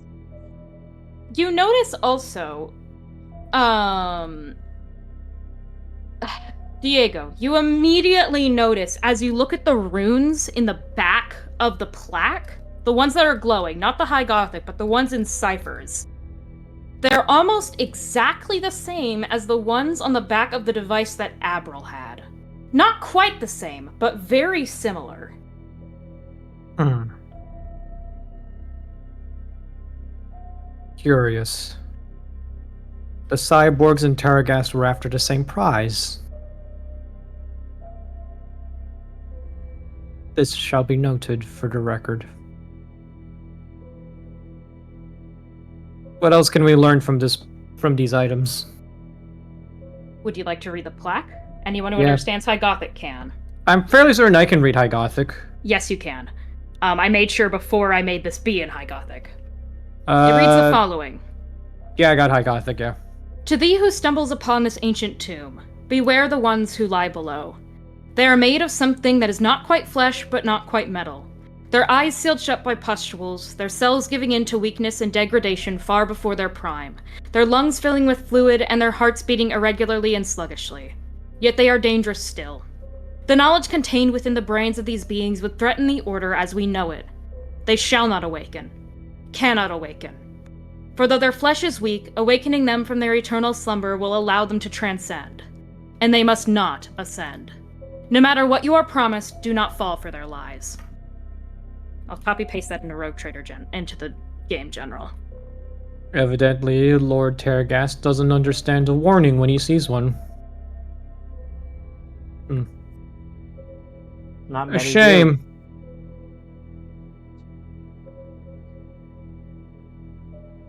Well, I assume we have everything we came here for. You hear a Celebi. small tinny voice immediately as you say that. Not quite. Somewhere in this cabin, you came looking for a relic for a certain navigator, correct?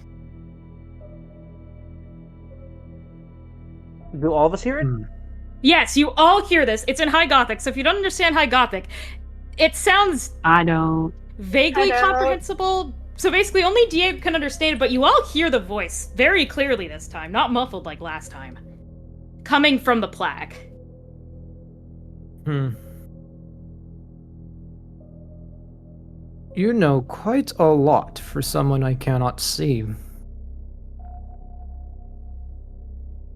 Perhaps. Perhaps not. Somewhere in this cabin, there's an Archaeotech pistol engraved with a navigator house marking. It should be what she's looking for. Now, with that, I would love to stick around to observe, but unfortunately, I am just one.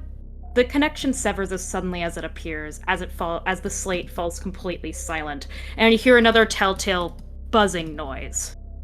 We must go. Where's the Architect pistol? Find it. I send out Murphy to begin the search. Alrighty. I'll give it to you for free since you have a servo skull knowing what it's looking for. A quick scan of the cabin from Murphy, and you're able to basically find the Archaeotech pistol lying, thrown aside, probably lost in a hurry in a corner of the bridge. You pick it up. It's engraved very prominently with the symbol of House Oakhart. Yes. So while the rest of the gang was doing that, this material, these dudes are made of the same material, the bullets. Well, partially, yes. Partially. Do they give off the same vibes? No. Oh, okay. Their vibes are very hostile. Okay. Cool. I believe now is the time for us to leave. He looks down at Abril. He unbuckles his chainsword from his hip. I will say, Soriel. What? out of context, you guys also have that databank. Yeah. As he looks down at Abril, he revs up his chainsword. Sorry, old chap, but the Inquisition always gets its man. He goes and begins removing Abril's hand. Does he have a signet ring? No. However, he does have a very easily recognizable, basically on his coat, he has a whole bunch of, Navy regalia he's picked up over the years because it is fairly common knowledge he used to serve in the Navy before effectively getting exiled into being an escort jockey. I wonder why that happened. But basically, one of his pins, which you can easily recognize up close now as a signal of exile, with his name engraved in it, on the back of it, would be more than enough proof. Clovis removes his hand using the chain sword, grabs the pin and puts it and tucks it into the severed hand. All right. He takes the hand with him.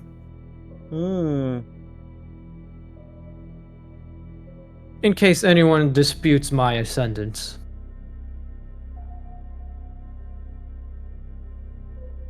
You have a hand. With a pin. With a pin. That, Shall we move out? Yeah, let's Yes, sir. go. Very well. Goodbye, Terragast. I hope this tomb becomes a fitting monument to your folly. Clovis leaves. All right. Farewell, Captain. Ronald leaves as well. You leave the bridge, trek back the way you came, and eventually end up back at where the landing site is.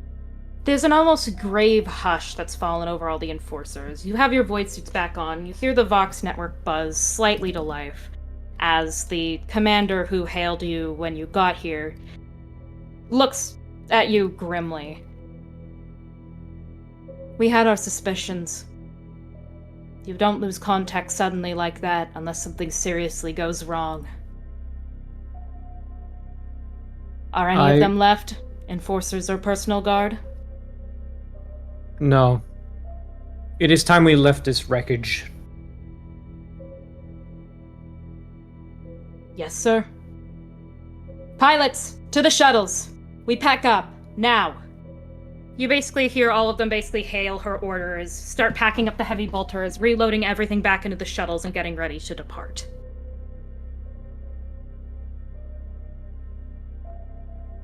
That leaves only one thing. A small USB stick-sized databank.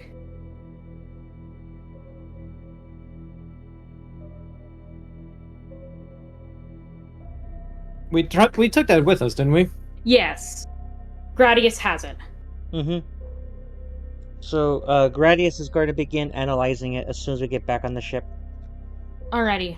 As you get back on the ship, once the news of Abril's death it spreads like wildfire. No matter what you threaten to keep the secret, the fact that he doesn't return means that the crew's gonna start spreading their own rumors. Everyone is aware. All of you take temporary refuge in the bridge, locking the doors and only having this, Abril's small inner circle and high-ranking officers around you. Gradius, you begin to tamper with the databank. You plug it into, one of the computers, and it's also heavily encrypted. You notice, with a very similar system to the original one. However, you also notice what appears to be something that's at least familiar to you, even if you can't exactly decipher it. This looks like a very similar encryption service that the Ordos Xenos uses. Interesting. Okay. Do you have the logic skill, Will? I have a logic basic. Roll me logic plus 20. Got it. Why did my voice crack like that? Got it. I'm gonna spend a fate point. That is probably smart, yes.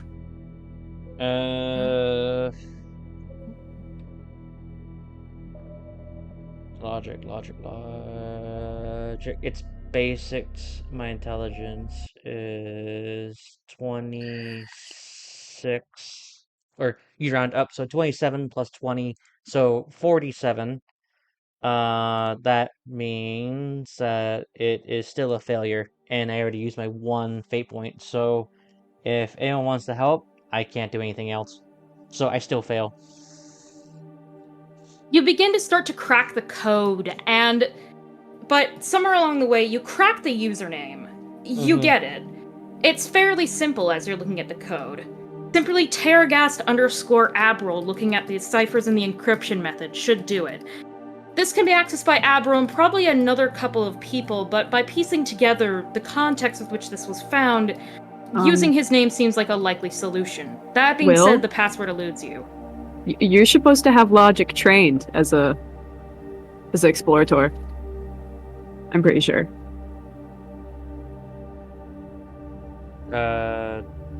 Is that You true? have what? I'm looking at it in the book right now. Yeah, you're Does supposed that to have mean logic trained. that's for the starter skills, right? Starter skills start off as basic or trained? Trained. Trained. Oh, Yeah. So Yeah. Okay, then would you succeed? yeah, I would succeed. Okay. Yeah, I was about to say I play an explorator. You should have that trained. You end Alright. up cracking the code after a little bit of finagling.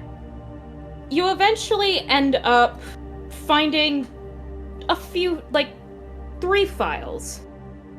A small, what appears to be some sort of projectable map, an audio recording, and an interactable database. What would you like to open first? I will open up the interactable databank. Alrighty, you open up the interactable database, and in it you see 4 names: the Death of Man's Hubris, Irgothicon, Neck, Festivia, and the Scrapyard. All of them can be clicked on. I click on Scrapyard. You hear a very now familiar voice, speaking in Low Gothic this time, come out. Once you've assembled all the keys, land upon my world. The surface is covered in metal bits, the wreckage and detritus of an ancient empire. At its center lies a massive complex that can only be opened up by the 4 keys you possess. Inside, you'll find me in the flesh as well as riches and relics beyond your primitive humanity's wildest dreams. I'm waiting. If you free me from this metallic prison, you'll have a powerful ally on your side, and trust me, you'd much rather earn my good graces than my bad. Good hunting, humanities! Can I say that at this point, Clovis is sitting in the command chair reserved for Abril? Yes. Yes, you are. And you can overhear all of you can basically watch this happening. The database has been cracked, and you're basically looking, you've turned it around to look at what Gradius is looking at. You hear the message, and you just kind of grimace.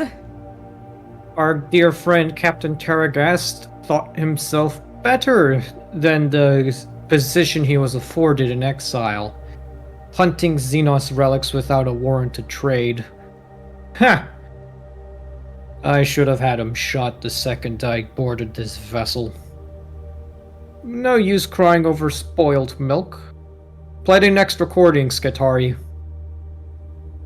I will say, you probably want to play them in the order that I said. So, the audio file first, open the star map, then play the descriptions. So, I begin to follow the orders as well, but as it happens, Gradius is going to. Gradius is going. Before he does so, he goes, Captain Skatari. Or Skatari Captain. Skataris don't have captains, don't they have alphas? Yes. So Alpha Skatari. Skatari Alpha. You may open the next file. In order, please. And I rotate my head toward the machine, and then and I go, all right. I said, all right, machine spirit, show me what you got. In technolingua.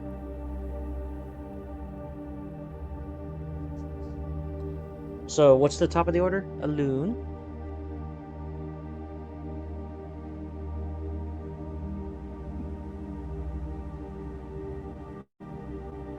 Hello? Sorry, I had to get water.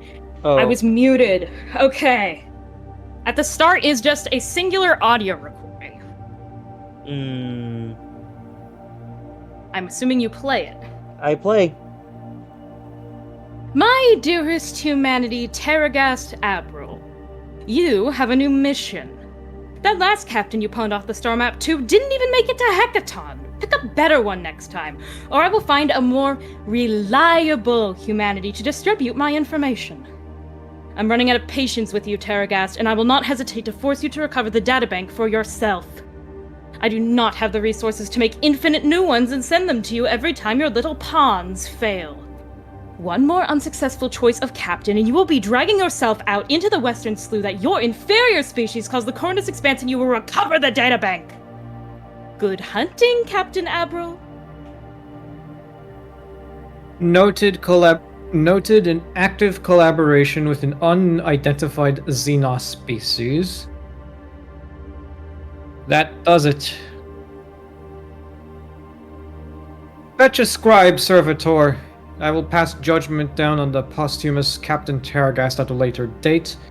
He will be found guilty, and punitive measures will be taken. And then from there, I nod at Murphy to do it. Alrighty. Hey guys! The next thing you can I just open is the completed- star map. Oh, sorry. As I opened the star map, I completed my sketch of Salt of Gradius in combat gear. Good job. Whoa. Everyone go to slide 7.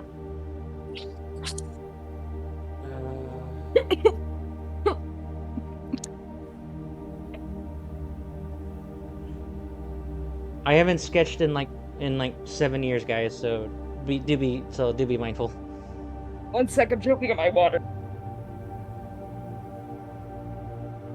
That actually looks pretty good. Yeah? I don't like the boots, but it's the best I could do. It looks good. Front-facing boots are hard to draw. That's why I Shoes draw. Shoes in general are hard to draw. That's why Okay. I draw most of my characters at an angle, like Ron. Okay, I who's can constantly breathe standing again. At a 45 degree You okay? angle. You okay? I swallowed You good? wrong. I inhaled Uh-oh. liquid. Oh Ugh. no. Yeah. Okay. I'm proud of this. I'm paying this to the wall. Based. It looks great. Sorry, that was the worst time for me to choke ever.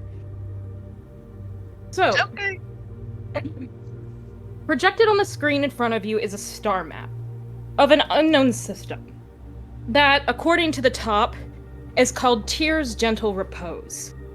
The actual contents remain to be seen, however, one of the planet descriptions that was already read, the Scrapyard, is one of the planets labeled within the system. In addition, there are some coordinates in the bottom corner that could be used to potentially identify where this is, as well as what appears to be warp paths to get there. Whoever this is, whoever assembled this, did their research and has effectively provided a guide on how to get here. Yes?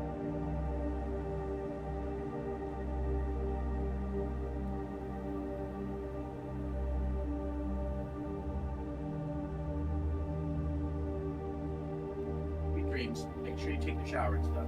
I will. Sorry, my dad came in. So, with that being said, does anyone have common lore? Let me actually check. Does anyone have Navigation Stellar or Common Lore Cornus Expanse? I have common lore Cornus Expanse. I Roll me do. Common Lore Cornus Expanse to decipher where those coordinates may be. That's a 14. I succeed. So, you've done your studying. You know what you're looking at. Please take a look at slide number 6, if you see in the Rifts of Hecaton, there is a now unlabeled system. That is where you're going. Ron is gonna pull up a map and he's gonna draw a little dot on it where it is, and he's gonna kind of like bend down, really unnaturally down to Clovis, and he's gonna be like, this is where it is. Bend over me like that, and I will have your legs ripped out and replaced. You hear V from the other side of the room, like basically call out, "With all due respect, new Lord Captain, sir, I could do that at the moment you ask me to." My apologies, Captain. I can't really bend down any other way. He just gives you a very nasty looking side eye. Do not test me. Understood. Sorry, I'm back now. Welcome back. So, Admiral Terragast was collaborating actively with an unknown Xenos, and said Xenos is potentially based around the rifts of Hecaton. This is most unusual, and frankly, a dangerous part of the Coronus Expanse even worth going to. But this conspiracy could threaten to jeopardize the Imperium's holding in this sector of space. And clearly, despite being contained, the collaborator, as I shall refer to them henceforth, has accrued significant resources and contacts within the Imperium, given they were able to supply Terragast with this information on a consistent basis.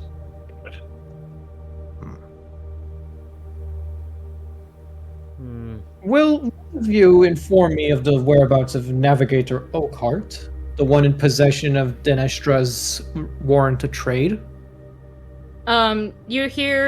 You basically, because currently, since, the ship is in fucking chaos, Oakhart's sister, your navigator, so not Madame Oakhart, the matriarch of the family, but Amaryllis, she, looks to you and just gives you a bow. "I believe she's still at Bronze, sir. Our family shouldn't have gotten to pick her up so early. She'll still be there for another couple standard months." And where is this Bront? Pelixis, sir. I can get us there in... you see her basically think to herself, "Well, we'll get there before she leaves, that's for sure. Though we will need to be careful around the Maw, as you always must be." Astropath Celavi. Yes, sir? Astropathic communications through the Maw are unreliable at best, but I want you to send a message out to the Astropathic Choir of Bront. Inform Madame Oakhart that Throne Agent Clovis H. Llewellyn Smythe has assumed command of the Sun's Heart. Admiral Terragast is dead by his own hand for collaboration with the Xenos enemies of mankind. I have assumed control of his ship, and I will be arriving to claim the warrant of trade of the Dyreshta Dynasty for myself. Yes, sir. These are desperate measures meant to prevent a potential Xenos incursion originating in the Coronus Expanse. As such, he rises from the command throne. I expect full loyalty from the rest of you. I shall assume command of the ship, and I shall be the one driving our operations forward henceforth.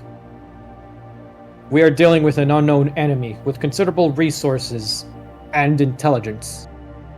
One who is able to pierce through the veil of the warp to communicate with us from light years of distance. These are going to be trying times. An unknown threat of this caliber can threaten and jeopardize the Imperium of Man. Countless worlds are at stake, and as an agent of the Ordo Xenos, it is my duty to pursue the alien, the unknown, and burn it in accordance to the divine will of the Golden Throne. Any who wish to voice their objections are free to do so now. He looks around expectantly, waiting for someone to speak up. You see the arch-militant Commander Verdant basically give you a salute. I'm going to go gather the enforcers and take back, and not take back, but ensure that the chaos and the mutinies in the lower decks die down. We can't leave until they're dealt with. A good beating and a lash or two should be enough to bring them into order. No need to call the crew yet. That is the hope, sir. However, if they shoot, he kind of basically, gestures to his lad's gauntlet. I will be employing force, if that is all right. Granted, though keep casualties to a minimum. Yes, as sir. We will not be stopping at Footfall for resupply. You see him Therefore- basically, he has an elite squad of enforcers with him, and you see him basically give a wordless gesture as you continue to speak for them to rally behind him. Are there any objectives among the staff of the bridge? They all of the, your NPCs basically shake their head, and V kind of looks at you and just raises her hand. Yes. Permission to cut off Ronald B. Guts' legs, sir, to replace them and study them. What? He strokes his chin a bit and looks over to Ron B. Guts.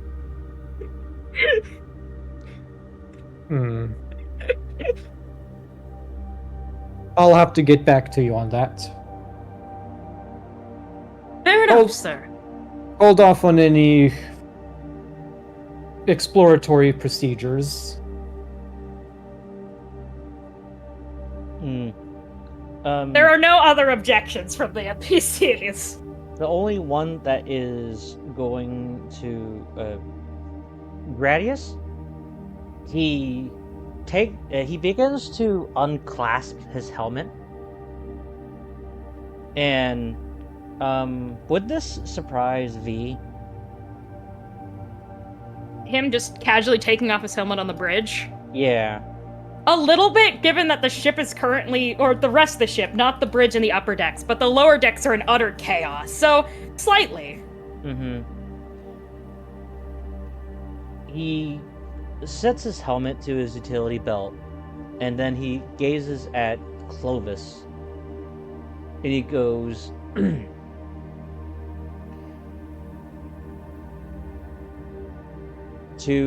so at a game, is this basically him acknowledging that he's going to become the next rogue trader?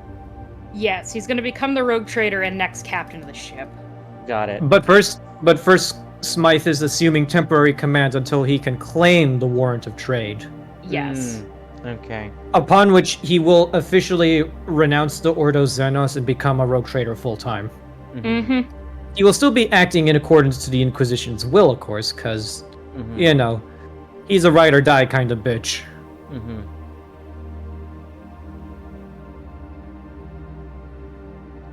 So, what were you gonna do, Will? I am Gradius Oberon Delta 87. I will cooperate with you if long as you keep the interests of the Adeptus Mechanicus included in your decisions. I have no interest in alienating the Adeptus Mechanicus. Rest assured, Skitari Alpha.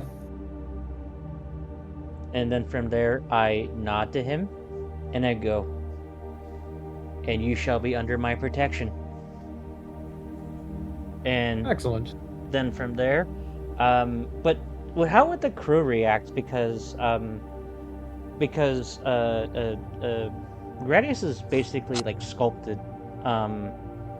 His face is sculpted to almost like a portrait from old paintings.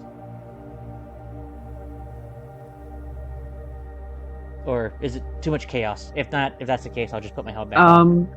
Ron remains expressionless, but I'm just gonna say he has a tiny bit of gay panic. Oh. Oh shit. He's entirely expressionless. He just He does not emote, but inside he's just like, oh god, he's hot. Gay panic. I wasn't expecting that. Anyways, so, and I walk beside V, and I whisper her in Tequilingua. I go, this sounds like to be a prime opportunity. We should utilize it. Yes. I have a feeling that that bomb that we found earlier is connected to Avril's heresy. Or a play by Clovis to gain control. One of the two. However, Nice. you see her kind of look to Clovis. Members of the Ordo Xenos will not normally resort to planting evidence. They're nothing if not men of the Order. And men who, typically, operate with an amount of pride and, well, personal standards. It's their strength and their weakness.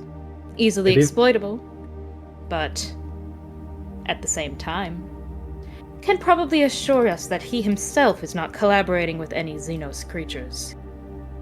To be fair, it depends very much on the Inquisitor, because if they're as straight as Yes. an arrow, then they won't. But if they're fucking corrupt or radical, Then they will. However, Clovis is obviously not corrupt and radical. he is actually radical. Well, he is radical, but radical in a I will kill all the Xenos kind of way, not I will collaborate with the Xenos kind of way. Here's the thing. If it's like an Eldar or a Tau, he's like, okay, yeah, we could probably talk things out since it's in our mutual interest. If it's like a fucking orc or something, he's like, or a yeah, no. Tyranid, he's gonna kill that shit. Or, whatever it is that planted an unknown bomb on the ship. Probably not his priority to ally with. Oh yeah, no, definitely. So it's not. So it's not like as if so much I'm saying he automatically is the bad guy. It's just that the Death's mechanic is they are basically like all about political intrigue. Oh yeah, yeah, no. So so the fact that it's an Inquisitor, this is basically Shakespearean level shit that could go down, and I am all for it. This is basically shaping up to be a Shakespearean power stage play. Mm-hmm. Yeah, does anyone else have any more things they would like to add or do before I go into an ending monologue? Urizen, what do you got to say for this? During all of this, I'm sorry, I just have to get this off my chest. Urizen is basically like Erna Moore from Titus Androgynous, or that one other play, The Outsider. Oh. Never mind. Anyways, continue. Not important. Sorry. One thing about playing a quiet character is it means I zone out. He's kind of just shocked still about being granted mostly freedom. So he's kind of just sitting in his chair, awaiting orders, and very conflicted about what's going on and what the next step is. Yes. He's not a slave anymore. How Urizen? Yes, sir? I shall see to it that you are made properly a sanctioned Xenos of the Imperium of Man. But I have papers. Were they falsified by the late Captain Terragast? Probably. The answer out of context is yes. Yeah, they were. Clovis nods. I shall see to it that you are provided proper documents, then. For now, you shall be under my protection as a member of my retinue. Really? He merely sits back down in his throne, like gripping the armrests, and he says, I have use for one of your kind. The greater good tends to spread like a virus throughout the stars. Having one of your kind aboard my vessel may ensure that it does not find its way aboard. Understood, sir.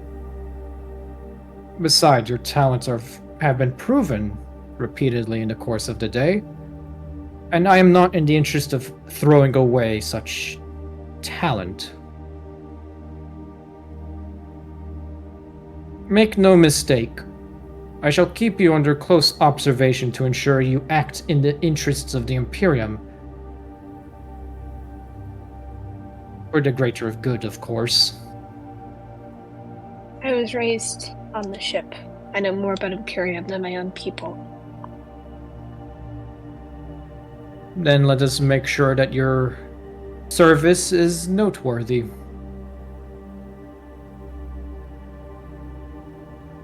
Yes, sir. Now then, if there is no further business to discuss, Navigator Oakheart, begin Yes, sir? charting a course for Bront. Engine Seer, begin preparing in the translation into the warp. As for the rest of you, assume stations. We leave in the hour. All right. Understood, With your command. Captain. Yes, With the sir. command. Oh.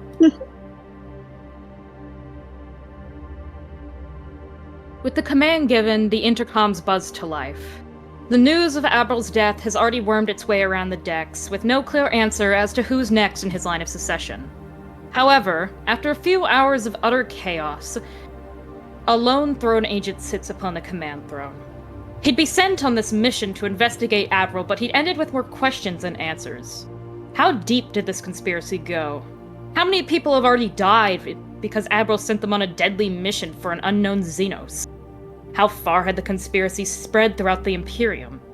It felt unwise to leave so much up to interpretation. Eventually, Factotum Brandis snaps the throne agent out of his thoughts, pulling out a folder full of contracts and paperwork. They explain the situation, the extent of Clovis's temporary leadership, and after what felt like years of administratum, jargon-filled explanations and tangents, they picked up a pen and circled a specific clause. The Ordos Xenos had proclaimed that if there was concrete evidence Captain Abral Terragast had committed Xeno heresy, his ship's ownership and command would immediately be transferred to Throne Agent Clovis H. Llewellyn Smythe. Given the fact the clause was filled, the factotum explained that the entire vessel and its crew now legally belong to the Throne Agent. Alright. Marvelous. Amarilius Oakhart, sister to the Oakhart family matriarch, Madame Oakhart, noted and confirmed that the Archaeotech pistol they'd recovered was indeed what her sister was looking for. The weapon had been passed down in their family since time immemorial, the heir to the matriarch position holding onto it as a symbol of status. Returning the las pistol to Madame Oakhart in Bront gave the throne agent legal sanctioning of a rogue trader's warrant of trade. And now, along with being the legal owner of an Imperial frigate and full crew, since he wished it, Hecaton is only a few warp jumps away.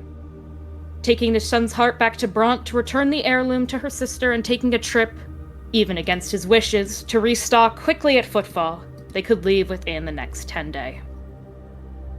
A few weeks later, with a vessel in hand, the new title of Lord Captain, and an elite retinue taken from the previously heretical captain, the Llewellyn Smythe Rogue Trader Dynasty was born. Now well on their way to Footfall with confirmation from the Ordos Xenos that they would pay the newly ordained Rogue Trader handsomely for an investigation of this unknown system, it seems the ship's first endeavor was clear.